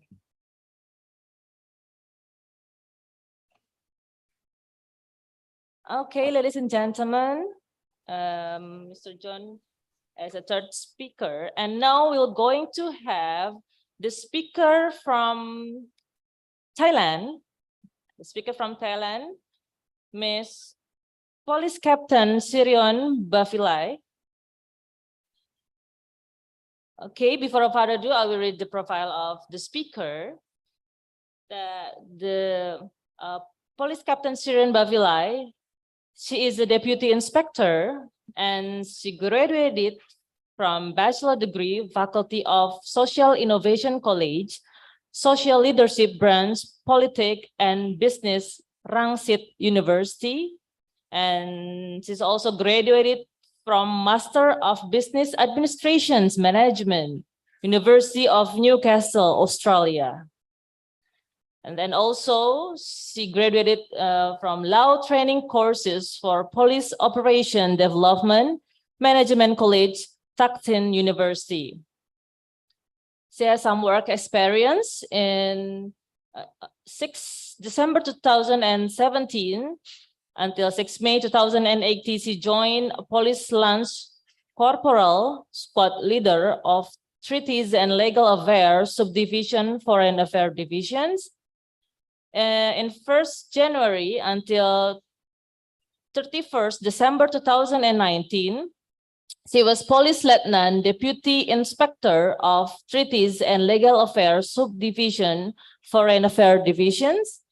And since 1st January 2020 until now, she is Police Captain, Deputy Inspector of Treaties and Legal Affairs Subdivisions, Foreign Affairs Divisions. Okay, ladies and gentlemen, we call the third speaker from Thailand. Miss Syrian, are you with me? Yes. Okay, Yes. Mr. Syrian, the time is yours. Well, thank you. Hello.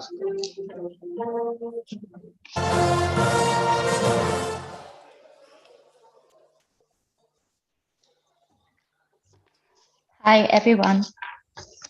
On the honor of the loyal Thai police, I would say that when it comes to the profession of police, the image of people in Thai society is that the police have a duty chasing criminals, and the most police professionals tend to be men. These memories are linked to ideas and beliefs that have been deeply rooted in the society for a long time. Of course, police have a duty to catch those who break the law to punish them. Nowadays, society has become more complex, both economic, political, mindset to various technologies. As the result, people's lifestyle has changed from the original. This structural complexity also makes the thief often more sophisticated.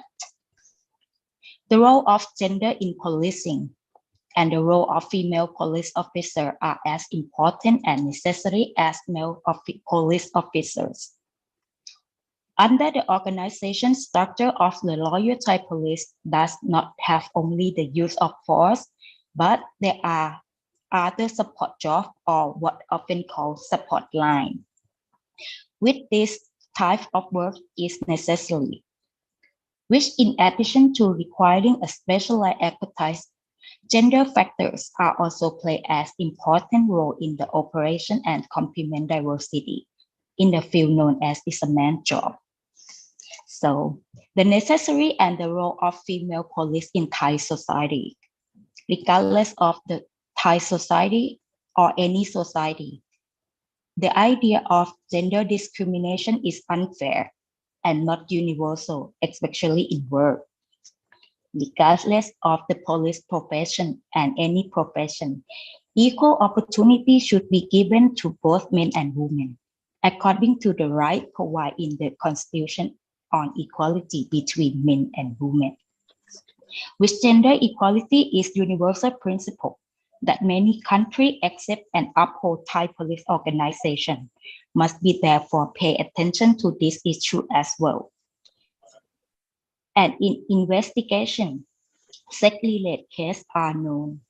Domestic violence or victims of human trafficking, which are mostly children and women. There are also some men who are tricked into labor. From the past experience, when we use female police officer or female investigator to interrogate this case, we receive quite a good cooperation from the victim because when communicating, we will trust and enclose the information. So let's go to the first slide, please. The next slide, please. Okay, I would show you guys about our productive policewomen who have a good qualified and good opportunity in their police duty. The first one is Police Colonel Pravina Ekashat, the first policewoman who has been the first of inquiry police officer of the Metropolitan Police since 1995. The next slide, please. This is the first generation of the Thai police woman cadet who have been,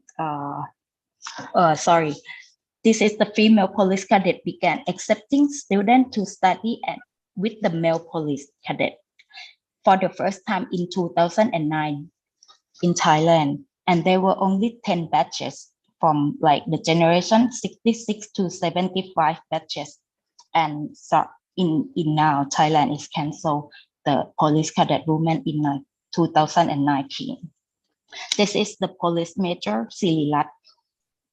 Yes, for the next slide, please. Yeah, this is the police colonel Orwan who joined the UN police. And she is the first policewoman from the Foreign Affairs Division of the Royal Thai Police who can be to the New York right now. It's the UN police. The next slide, please. Yes, this is the last update that Police Major Mantana Yavila, the first policewoman officer in the exchange program with the Korean police officer. So, in the Loyal Thai Police, there are few women who grow up at the rank of general and they weren't at the police station. The Loyal Thai Police will always answer the society that this is not the women are not progressing. Women make progress, but in job, in touch with people like investigator. The biggest change is just being a director and not the director who is the head of the police station. But they will saw that inappropriate is not the time yet. If possible, it's a superintendent is inquisition who only handle the case. And so, being in charge of the important case encourages that police officer to stand up, whether female or male. These improvements are linked to the career advancement. Thank you for, this is a Thai police speaking today. Thank you. Okay, thank you very much, Ms. Sirion, for a very great presentation. And then now I will give the opportunity I will have two questions again from here or from Zoom. Is there any question?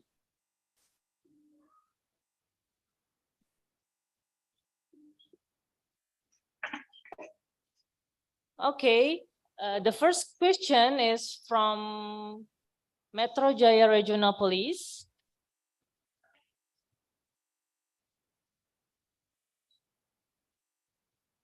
Okay, Miss, are you hear me? Yes. Hi. Okay. From police woman in Polda Metro Jaya Regional Police, the time is yours. Hello. Hello, good morning. Could you hear my voice? Yes. Okay, good morning. Thank you for the occasion. Good morning, ladies and gentlemen. Thank you for the occasion. Thank you for your good presentation. It's such an honor to receive an opportunity to ask you some questions. I am Police Second Brigadier Dwi Lestari from Metro Jaya Regional Police. A little background that I was involved in peacekeeping operations in MINUSCA, Central African Republic, for a year. And from your presentation, I saw that there was one policewoman who served in United Nations from your country. So I'd like to know, what is your opinion regarding to the participation of women in peacekeeping operations? And how is the reaction of your government? Do the government support their women to join the peacekeeping mission Thank you. Yes, sure. Thank you for the correction. Yes, the government is support all the police women to give up operation to other countries. And also in loyal type police, we support as well. Yes, we do just only the qualification and the suitable for the people who want to go to the operation. Okay, thank you. Thank you, Miss, for the Thank answer. you. And I will have one more question. Is there any question? Oh, okay. I think enough for Q&A session, Miss, because we don't have much time. Thank you very much for the presentation. And then, yeah, please give applause for Thank you. Miss Syrian from Thailand. Thank you. I would like to thank to the speaker for informative and interesting presentations. And I would like to take the conclusion for this presentation that to answer the challenges in the future, gender equality is able to provide a new perspective in law enforcement, especially crimes related to children and women. And as policewomen, we need to be role model and able to build up teamwork with other people. Okay, thank you very much for your attention. And then I will give back to the MC for the next agenda. Thank you.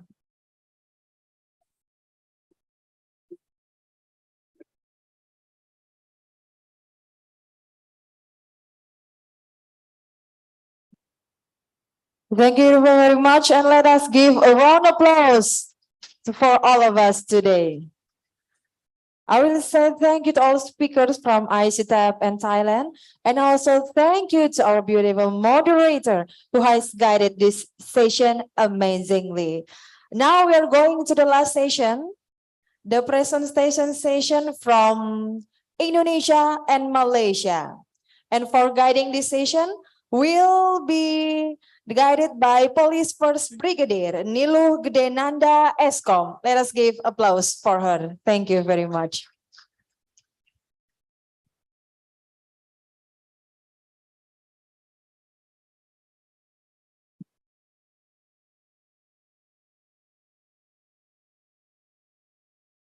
All right.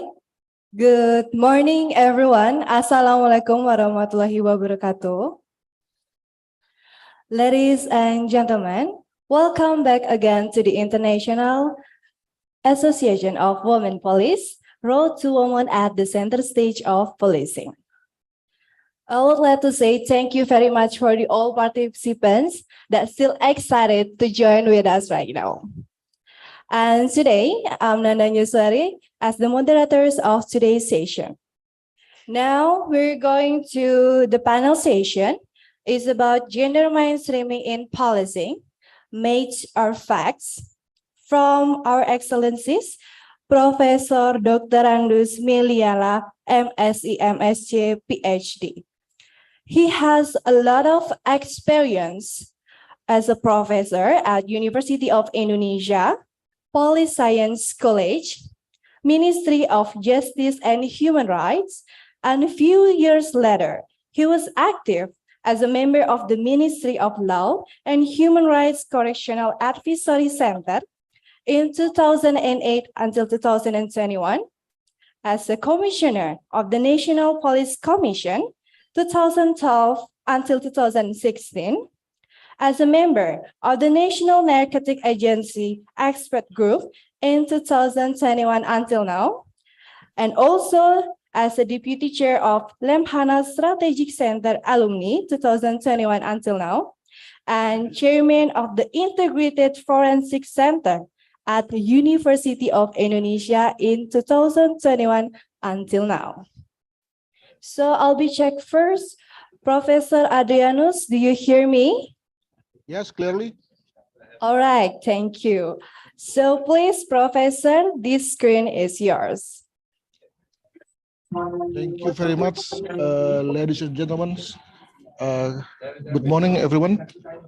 I'm now sharing my presentations. Wait for a moment.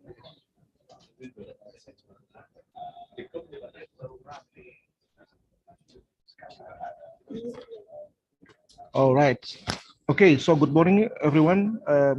My name is Adrianus Meliala. I'm criminologist, especially having a concentration on policing studies. So I'm very much appreciated for these invitations, and I'm keen on contributing my ideas on to put female officer of Indonesia at the center stage of policing as the title of this conference. So the title of my presentation is on the gender mainstreaming policing, myth or facts. I'll disclose about it a little bit.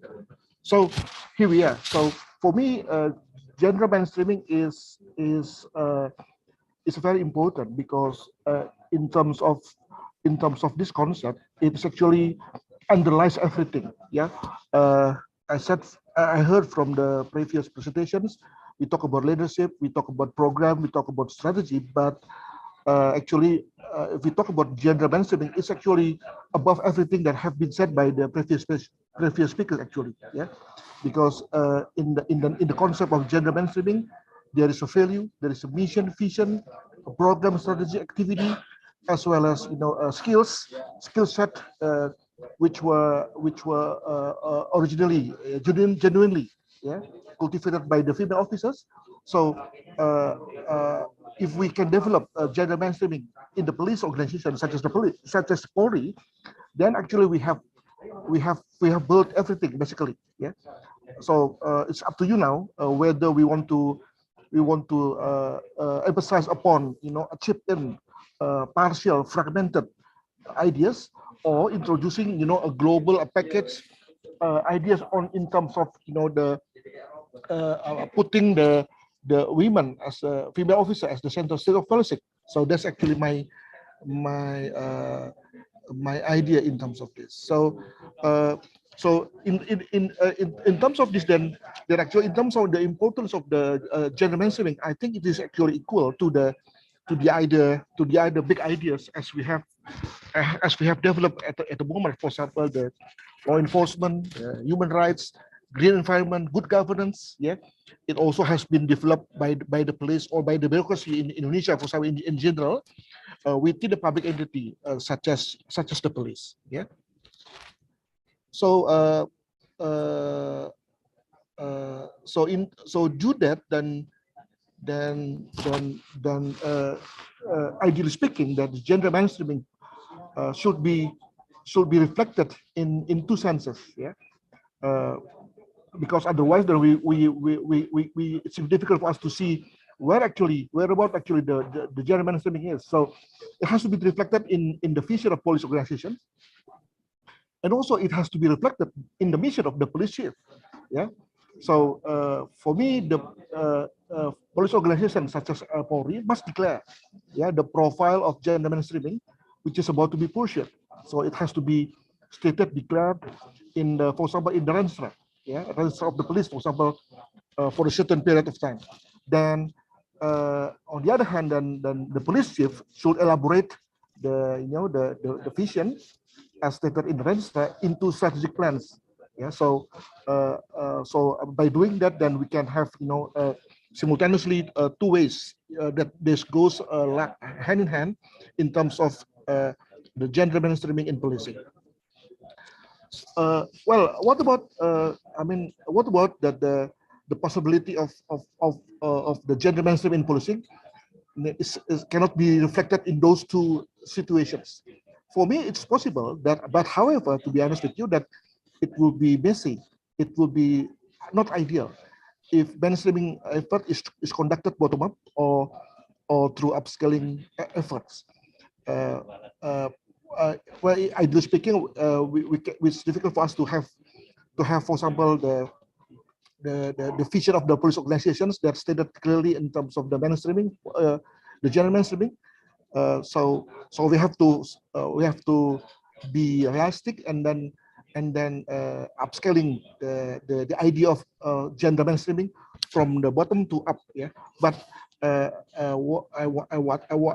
me warn you that it's not that ideal, and that it tends to be messy.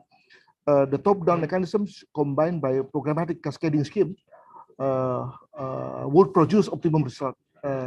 If it's possible, that it would be ideal. However, if it's not there, then we have to undergo, a rather difficult pathway in terms of fulfilling it. Now I'm talking about the outstanding questions, yeah, that comes to our mind in terms of how to fulfill that from happening. There is a question on how far the INP, the Indonesian police, the Polri, develops efficient organizations that support gender mainstreaming. In this, actually, that what has to be stated in the registrar, for example. And the second question is how far the INP police chief, the Kapolri, for example, have developed vision, which is in line with the gender mainstreaming ideas. Yeah. Now I'm testing it, whether or not the idea of gender mainstreaming can be seen in reality, as seen from whether or not there is a strategic document that has been produced by the police chief and also by the INP in general. So let us take a look at the Registrar Polri 2035. Yeah, and also we observe on the other two strategic documents, such as Arah Bijak Kompolnas, and also on the rencana pembangunan yearly, as submitted by the police to the Bappenas and Kementerian Keuangan, for example. Then how far those three documents have disclosed something in regard to the gender mainstreaming. Yeah. What I'm afraid to say that actually in those three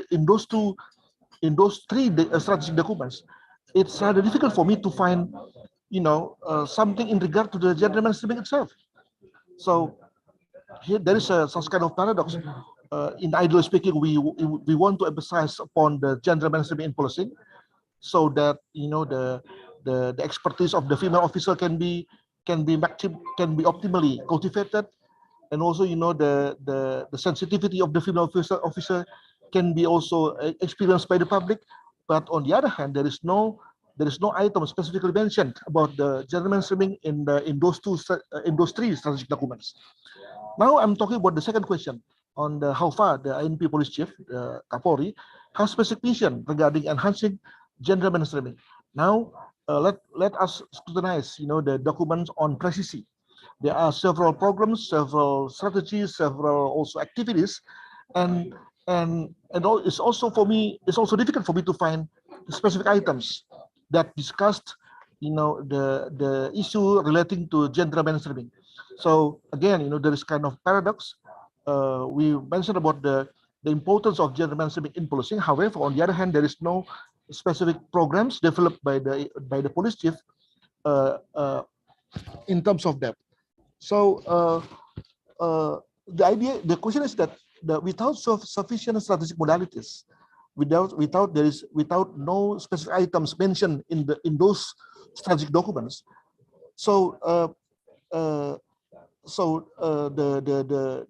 development of the gender mainstreaming in policing cannot be maximally developed, and for communities that support the idea, should not be aggressive or threatening in terms of proposing the idea. So for you, our friends from female officer community of the INP, you should realize that because there's no modalities in terms of it, then you shouldn't be aggressive in terms of promoting the idea of gender mainstreaming. Otherwise, then people may fearful, and at the end, then your idea will not be welcome. So instead, constantly gaining sympathy as well as showing a good work performance will inevitably produce conducive environment for future situations. So let me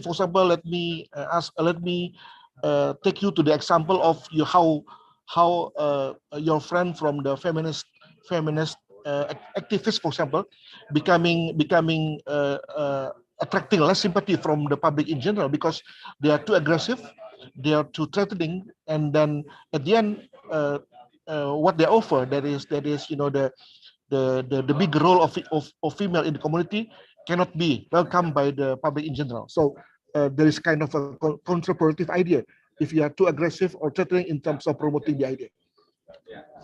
So since there is no modalities in terms of promoting the gender mainstream in policing, so you have to prepare for minimal progress. So despite the fact that the idea of having Excuse me, sir. Do you have 5 minutes left? Yes, I'm now reaching the final slide of mine. So you have to prepare for the minimum progress of enhancing the gender mainstream in policing, and then you have to prepare for the continuing questions at the end. Yeah, is it a matter of fact? Yeah, of course we all want to see that to be a fact. However, there are too many constraints, too many obstacles that lies in front of us that inevitably will lead to the question that probably the gender mainstream is actually met at least for the certain period of time onward. So thanks for your attention, and I hope that my ideas will not make you all pessimistic in terms of that. Keep struggling, keep pursuing your ideas in terms of gender mainstreaming, because by doing that, then police can be progressive as professional police organizations as respected by the public. That's all from me. Terima kasih. Assalamualaikum warahmatullahi wabarakatuh. Thank you. Thank you so much, Professor Adrianus. Please, big applause to Professor Adrianus for his presentation. All right. Honestly, I really agree with your statement that gender mainstreaming in policing should be reflected in a two sense, in vision and also in mission itself. And I think this can be a reference to the other countries. Now, we jump to the question and answer session. I would like to have 2 questions from the participant, please.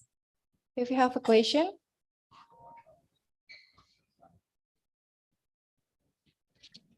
You can type your question in the Zoom chat column.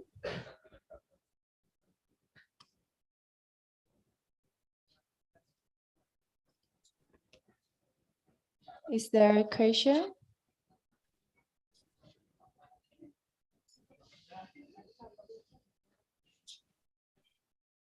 All right. Maybe, Professor, I personally have a question for you. May I? Please. Thank you. Okay. What's the ratio of male to female in a healthy organization that embraces the diversity? Is it clear? Yeah. Well, there are 3 variables that has to be considered. First, in regard to the demographic ratio within the country, and in terms of that, then the ratio between between women and men to Indonesian population is actually half, yeah, 50-50, yeah, and it has to be reflected in the organization actually. And the second, we are talking about the constraint, the threat, the task that has to be overcome by the police, whether it is mainly violence crimes or street crimes, and that leads to the fact that probably male officer will be suitable for that job, or we are talking about the more contemporary crimes to be solved. And in terms of that, I don't see there is the difference between male and female officer in terms of having those skills. And the third, relating the capacity, we are talking about how far the women in society ready to let it go. I mean, the traditional role of them to perform such kind of unisex role as the police. Sometimes it's difficult for female officer, or female in general to perform. Sorry, no, to leave the traditional role, and then prefer to be housewife, to be mother, instead of being officer.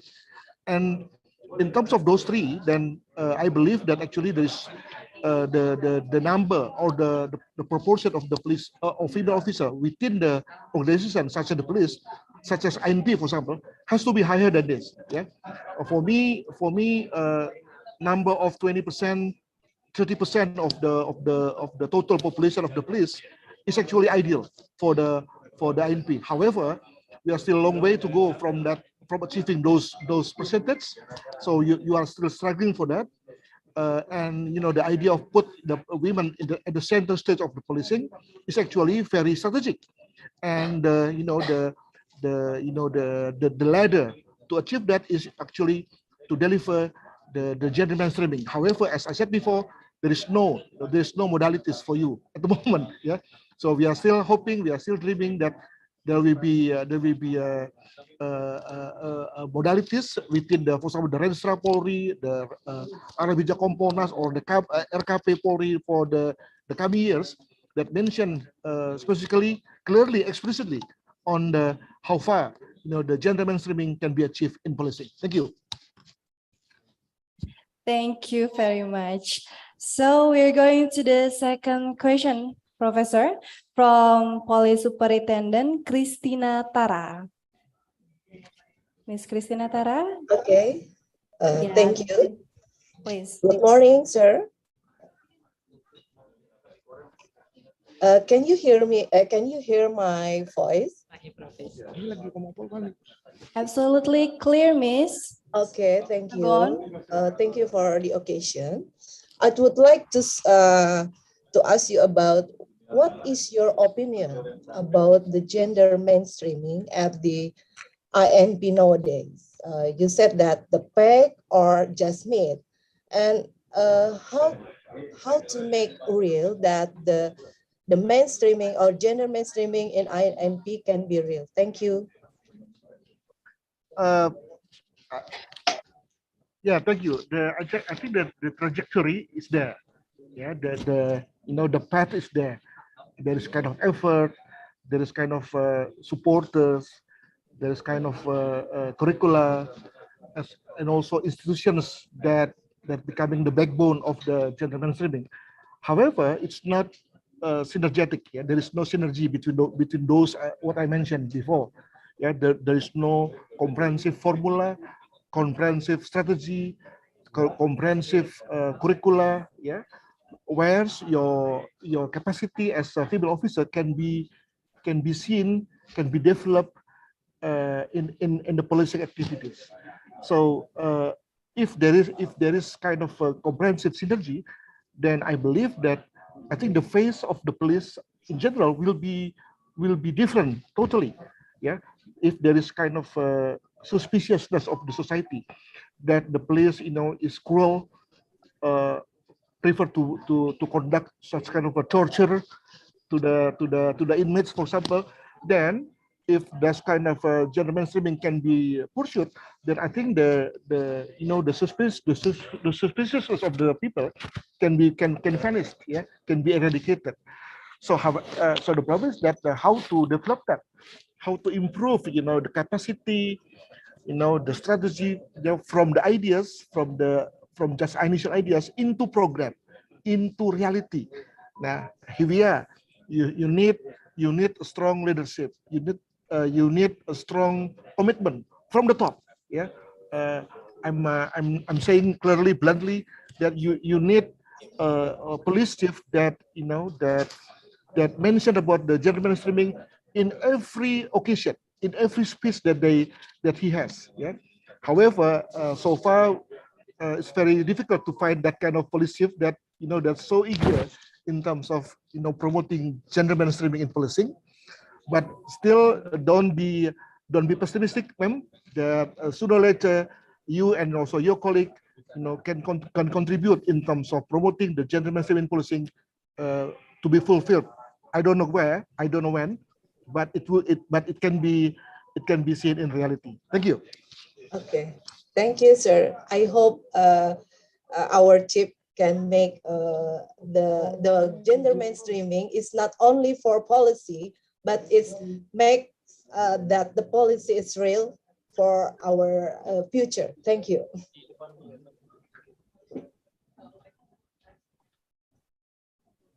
All right, thank you so much.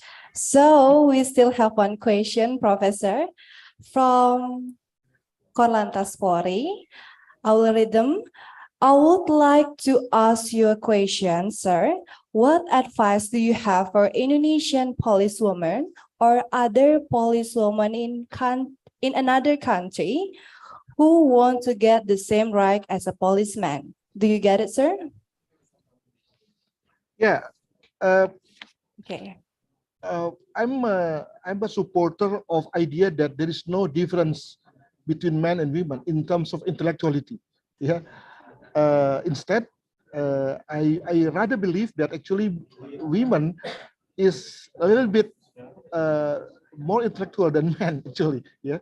The thing is that the women tends to be diligent, keen, disciplined in terms of study work rather than men. Yeah. And that actually improve the skill, the capacity of her to become intellectual at the end. So in terms of intellectuality, I don't see any difference. However, I also emphasize upon the fact that actually in the component of job, there is also factors in regard to intellectuality, but also there is a factor in terms of, for example, agility. I'm talking about the physical agility. And in terms of this, probably women cannot match with men in terms of the physical agility. So let us talking about the characteristic of job itself. If the job tends to be physical driven, then we have to give up to the job to the male officer. But if the job has a tendency to to be intellectually driven, I mean, there is no difference between men and women in terms of executing the job, then why not giving allocations proportions higher to female. Yeah. So I think that there is such kind of a hegemony that prevents that female officer from fulfilling the positions, because again there is no difference between men and women in terms of intellectuality. Thank you, ma'am. Thank you, Professor Adrianus. That was active participation for all of you. And now, finally, we come to the end of this panel session. I would like to take the conclusion. Indonesian National Police needs to support gender mainstream with sufficient strategic modalities to create conducive environment for future situation. Well, that was amazing, sir. And please give applause to all of us.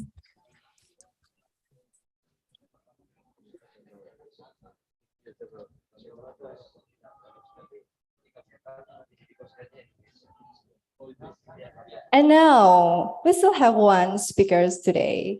Last but not least, welcome to the last panel session. It's about gender policy and policing from our beautiful speaker from Malaysia, Miss Bahalina.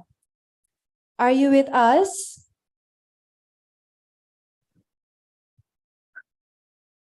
Hello, Miss Bahalina. Yes, hi. Assalamualaikum. Waalaikumsalam. Good morning. Morning. All right, beautiful. Okay, I will read your profile.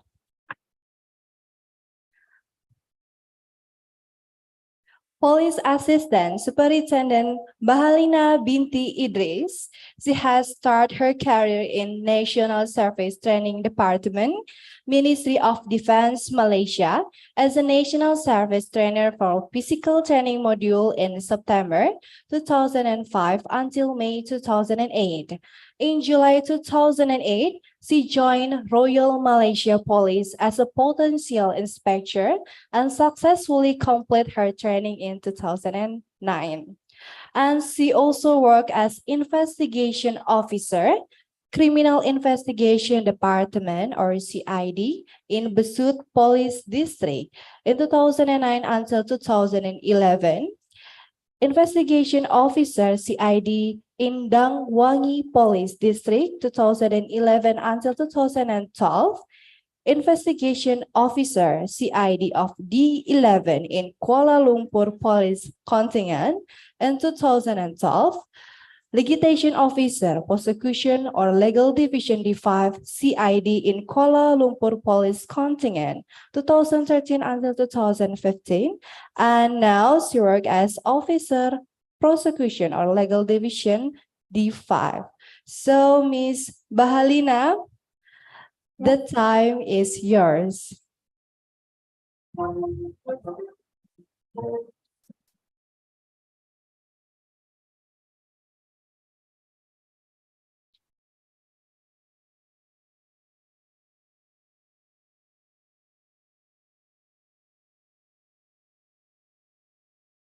Bismillahirrahmanirrahim. Assalamualaikum warahmatullahi wabarakatuh, and a very pleasant morning to everyone. Ladies and gentlemen, my lovely sisters all over the Asia. Hi. Right, participant of webinar, Regional 23 International Association Women of Women Police. Okay, thank you, Madam Moderator, for the introduction. Thank you, organizer, especially for Pori, for inviting Deja as one of the speakers and for giving me this opportunity to share a little bit about my knowledge, experience, and information throughout my service in Royal Malaysia Police around 13 years. Without further ado, I hope that, ladies and gentlemen, just bear with me for 20 minutes, right? For your information, last few months, I have attended a few courses with United Nations. So I think this is the best platform that I can share some of the information to you guys. Actually, I've got a very short notice about this webinar, so I will try to give my very best to you guys. All right. The topic that I've chose is about the gender policy in policing. First and foremost, we need to know the scope of the gender policy. Next slide, please. All right. I will explain it as general, not inclusively about my own country, Malaysia. Right? There are 5 scopes of gender policy, but to those who still clueless about what is gender equality, right? Okay, there are 5 scopes: gender equality, gender consideration, gender awareness, gender perspective, and gender mainstreaming. All right. As for the gender equality means that the rights, responsibilities, and opportunities of individuals will not depend on whether they are born male or female, right? It does not mean that women and men have to become the same. And the perceptions, interests, needs, and priorities of women and men, which can be different because of the differing roles and responsibilities of women and men. Okay, it will given equal weight in planning and decision making. All right. For gender awareness, you just need to aware of the fact that gender roles are flexible. For example, like single mom, can take a daddy's role and vice versa. Simple as that. Okay. Aware of the effect of gender stereotype.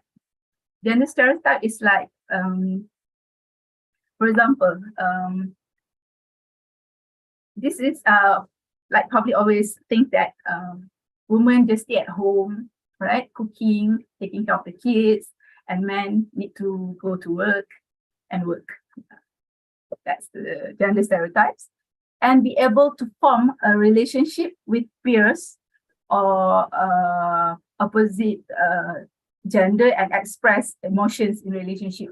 Like in police force, like we need to work with another gender. Try to cooperate. That's what is all about the gender awareness. Okay, for gender perspective and consideration, it is the ability to detect and understand when how men and women might be differently affected due to their gender. It involves assessing their different needs, strength, priorities, and capabilities. Okay, for next slide. But today we focus more about the gender mainstreaming, all right? Next slide, please. Okay. There are 4 pillars of women, peace, and security mandates, right? It looks like our objective and our aim, our target about the WPS mandates, right? First one is women's participation at all levels of decision-making in peace building. Please bear in mind, remember these 4 pillars, right? Prevention of conflict and all forms of violence against women, protection of women and girls and their rights, and last but not least, gender responsive relief and recovery, right? Next slide.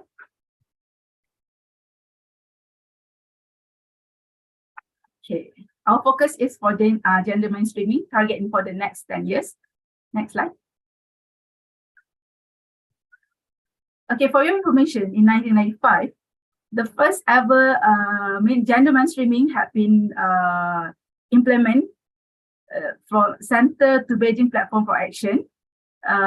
It was to integrate women into the economic development, which governments and other actors, actors mean that like NGOs, government itself, media, and educational institute, they promote an active and visible policy on mainstreaming a gender perspective in all policies and programs. This is one of the stepping stone for the gender mainstreaming, right? It is globally accepted strategy towards gender equality, and it involves the gender perspective into the preparation, design, implementation, monitoring, and evaluation of policies programs, which to promote equality between women and men, and also combating discrimination. Okay, next slide. All right. There are 2 aspects of gender mainstreaming, right? Basically, the ultimate goal is to achieve a gender equality, right? These 2 aspects designed to tackle both implicit and explicit of the discrimination and exclusion, right? Next.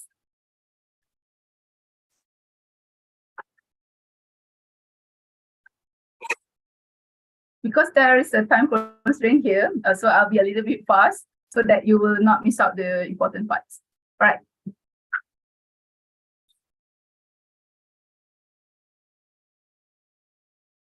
Okay, for the component,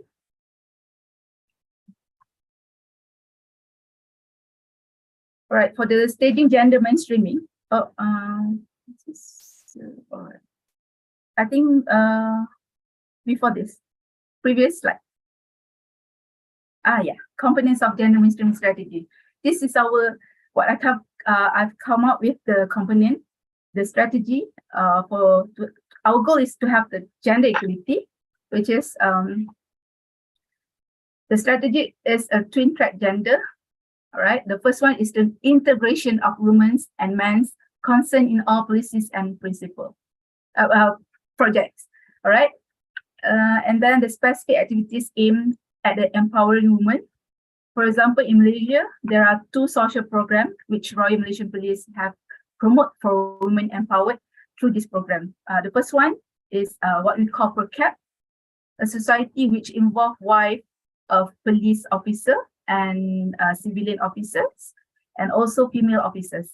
It is it's like a society which promote all the social activities, social program among the female officers. And then what we call Amanita. Amanita is a peace lady program. I think this is the best approach, and it is the intermediary to the local community, especially housewife in village, in residential area. We can meet and greet face to face. We have two-way communication with them when they report something to us, and we take the report and take an action. And what I can see through these 2 programs, public acknowledge us, they taking us seriously, and that was a good step for us to be women voice to be heard. And then what I can say that is what women want is to be heard, to be appreciated, and to expose as one of the top leaders. I think that women need the chances, the changes, and I think we are capable to do what men do. Right? Excuse me, miss, sorry. Yeah? We have 5 minutes left. Oh my God. All right. This is both of the program that we have been implement is, I think, the stepping stone for us to be acknowledged by the society itself. Right. Next. Okay, this is the staging of gender mainstreaming, which is the first stage is for identifying principle and directive. The second one is developing resources, and third one is creating of capabilities. Next slide, please. Okay, this is key element. All right. What I can say is that I would like to quote a few team for international women from 2019 to 2022. And what I can say is that in 2021, the theme is Women in Leadership Achieving an Equal Future in COVID-19 World. This shows that women stand at the front lines of the COVID-19 crisis, and as a frontliners, as a healthcare workers, caregivers, community organizers, and some of the most exemplary effective national leaders in combating the pandemic. This is, I think, we achieve. We have the ultimate goals that we can carry. That's the good step for the best achievement that I can see, and people acknowledge us. All right, next. In women policy, okay. Act as a role in the local environment, inspiring women, girls in a dominating society to push for their own rights and participation in the peace process. Okay, this is what I have come up with, what we can do, what can women do to be acknowledged by the world. All right, next. The momentum, all right. And next. Okay, this is what we should do. Okay, try to attend training of awareness, of gender awareness. Okay, try to participate in running gender capacity building programs.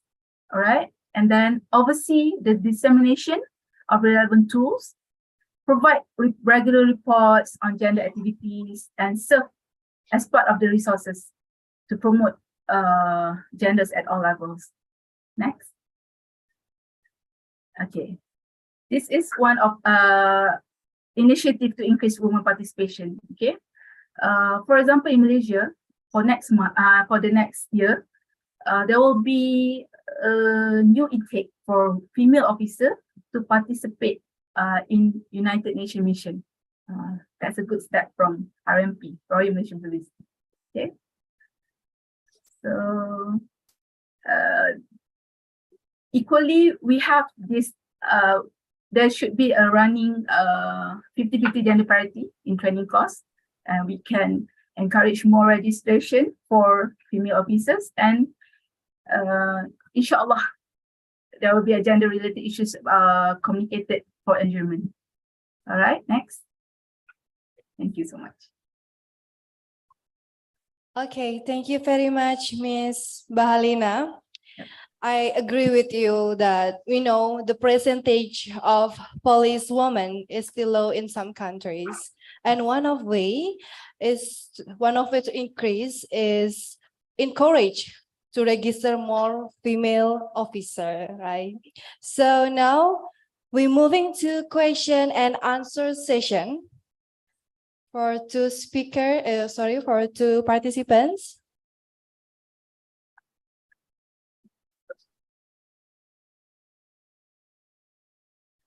All right, now we have the first question from Korlantas Polri. I will read them for you. I would like to ask a question about challenges that Malaysian police women have to face and how do they overcome it? Is it clear? Yes. Okay, so please. Okay, basically challenges that we have faced is issues of multiple ethnics and cultures, okay, lack of the logistics and the resources, and also there were political involvement. Recently, as you all know that Malaysia already finished with the general election, and recently there are lots of defamation issues which involve top government leaders in social media, and also there is crime issues, okay, and also the police misconduct. I think all countries had the same challenges like that. All right, that's all. Thank you, Miss Balina. So for the second question,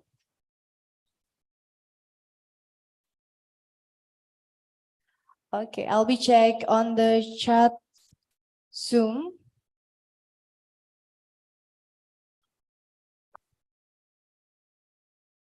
All right, from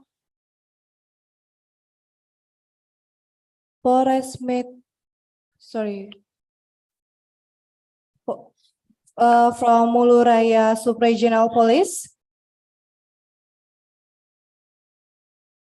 Hello, Muluraya Subregional Police.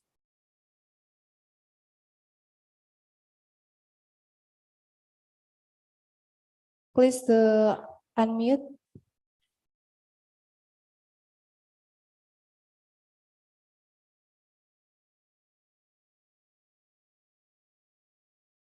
Urung Raya Subregional Police, please to unmute. Mohon izin, Ibu. Yes, please. Ya, silakan Ibu izin. Mohon izin Ibu, selamat pagi menjelang siang. Selamat pagi.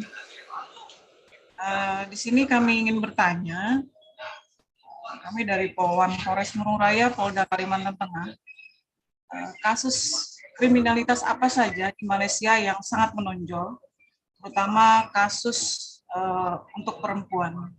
Terima kasih. Okay, thank you for the question. Okay, basically, in Malaysia, for criminal cases which involve women and children,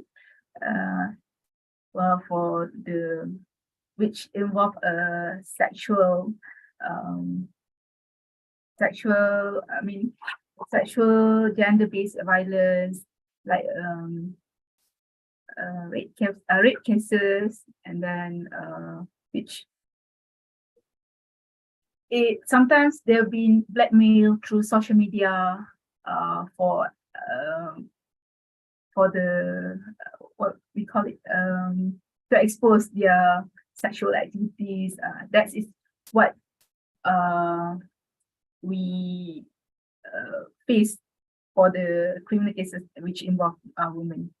And as for your information, we as a female officer in Royal Malaysia Police still have the minority ratio members in RMP is only 16,351 members, equivalent to 13%, just 13% for RMP members. So as sometimes for the sexual criminal cases, priority more to investigator from female officer. So, thank you. Okay, thank you.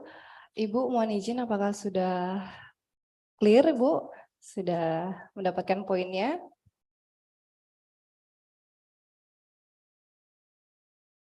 Okay, now we going to the conclusion for this panel session. Okay, through women's participation in decision-making process will transform the organization attitudes and culture by generating empowerment and equality for the organization. So thank you very much, Ms. Bahalina, for giving us a valuable information and knowledge, of course. So once again, please to give big applause to our speakers today. Well, all of our panel session of this webinar is done. And I would like to say thank you very much for our speakers in this webinar. And of course, for the all participants for being a wonderful participants from first webinar until the second webinar. So thank you very much. And now back to the host. Thank you.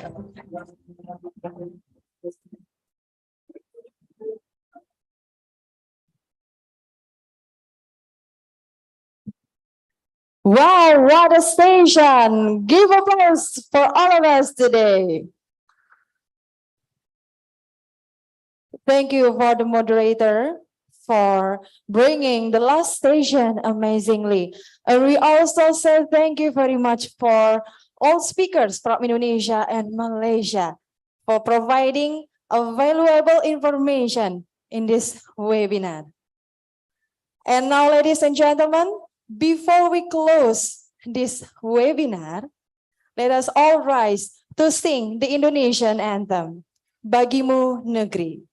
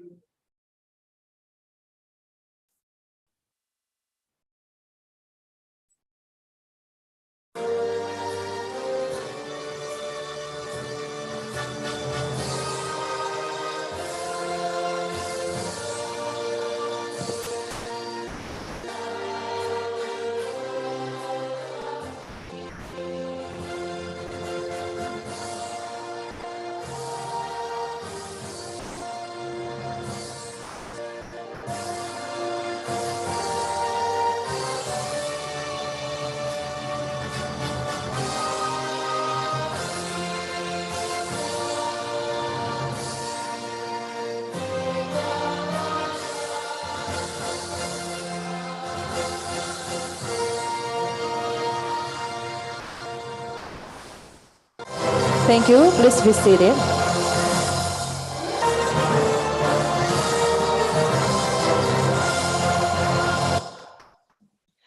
Dear all participants, now this is the end of Webinar Regional 23, International Association of Women Police at Central Kalimantan Regional Police. Thanks to all moderators who have come far from Jakarta to join and make this session well. We hoping you to see you in the next event, and don't forget to call me. And thanks for the willingness of extraordinary speakers from first day and second day to share your experience and knowledges with all of us today in this webinar. Look forward to seeing you at the next event. And what we get from this webinar, we hope that we can all become extraordinary police women, fulfill our duties to serve the community well, and increase the role of police women in peace and security issues. Just remember that we are great, we are awesome, and we are ready to be the center stage of policing. We also thank all participants who took part in this webinar for 2 days in offline and even online. You all are awesome. And on behalf of the webinar committee at Central Kalimantan Regional Police and International Relations Division of INP, I apologize for any wrong words and action during this webinar. We wish you all a pleasant day. See you on the next webinar. I am Veronica Evan Saputri, signing out. Thank you very much.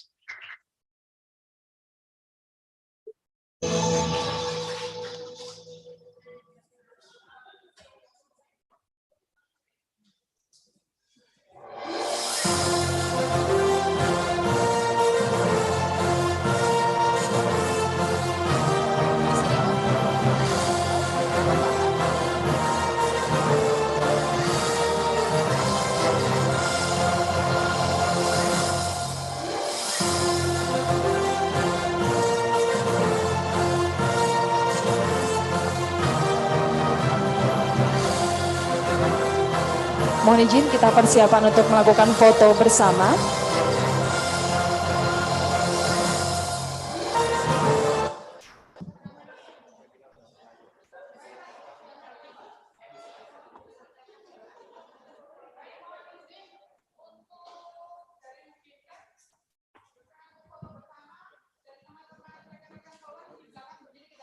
Ibu nanti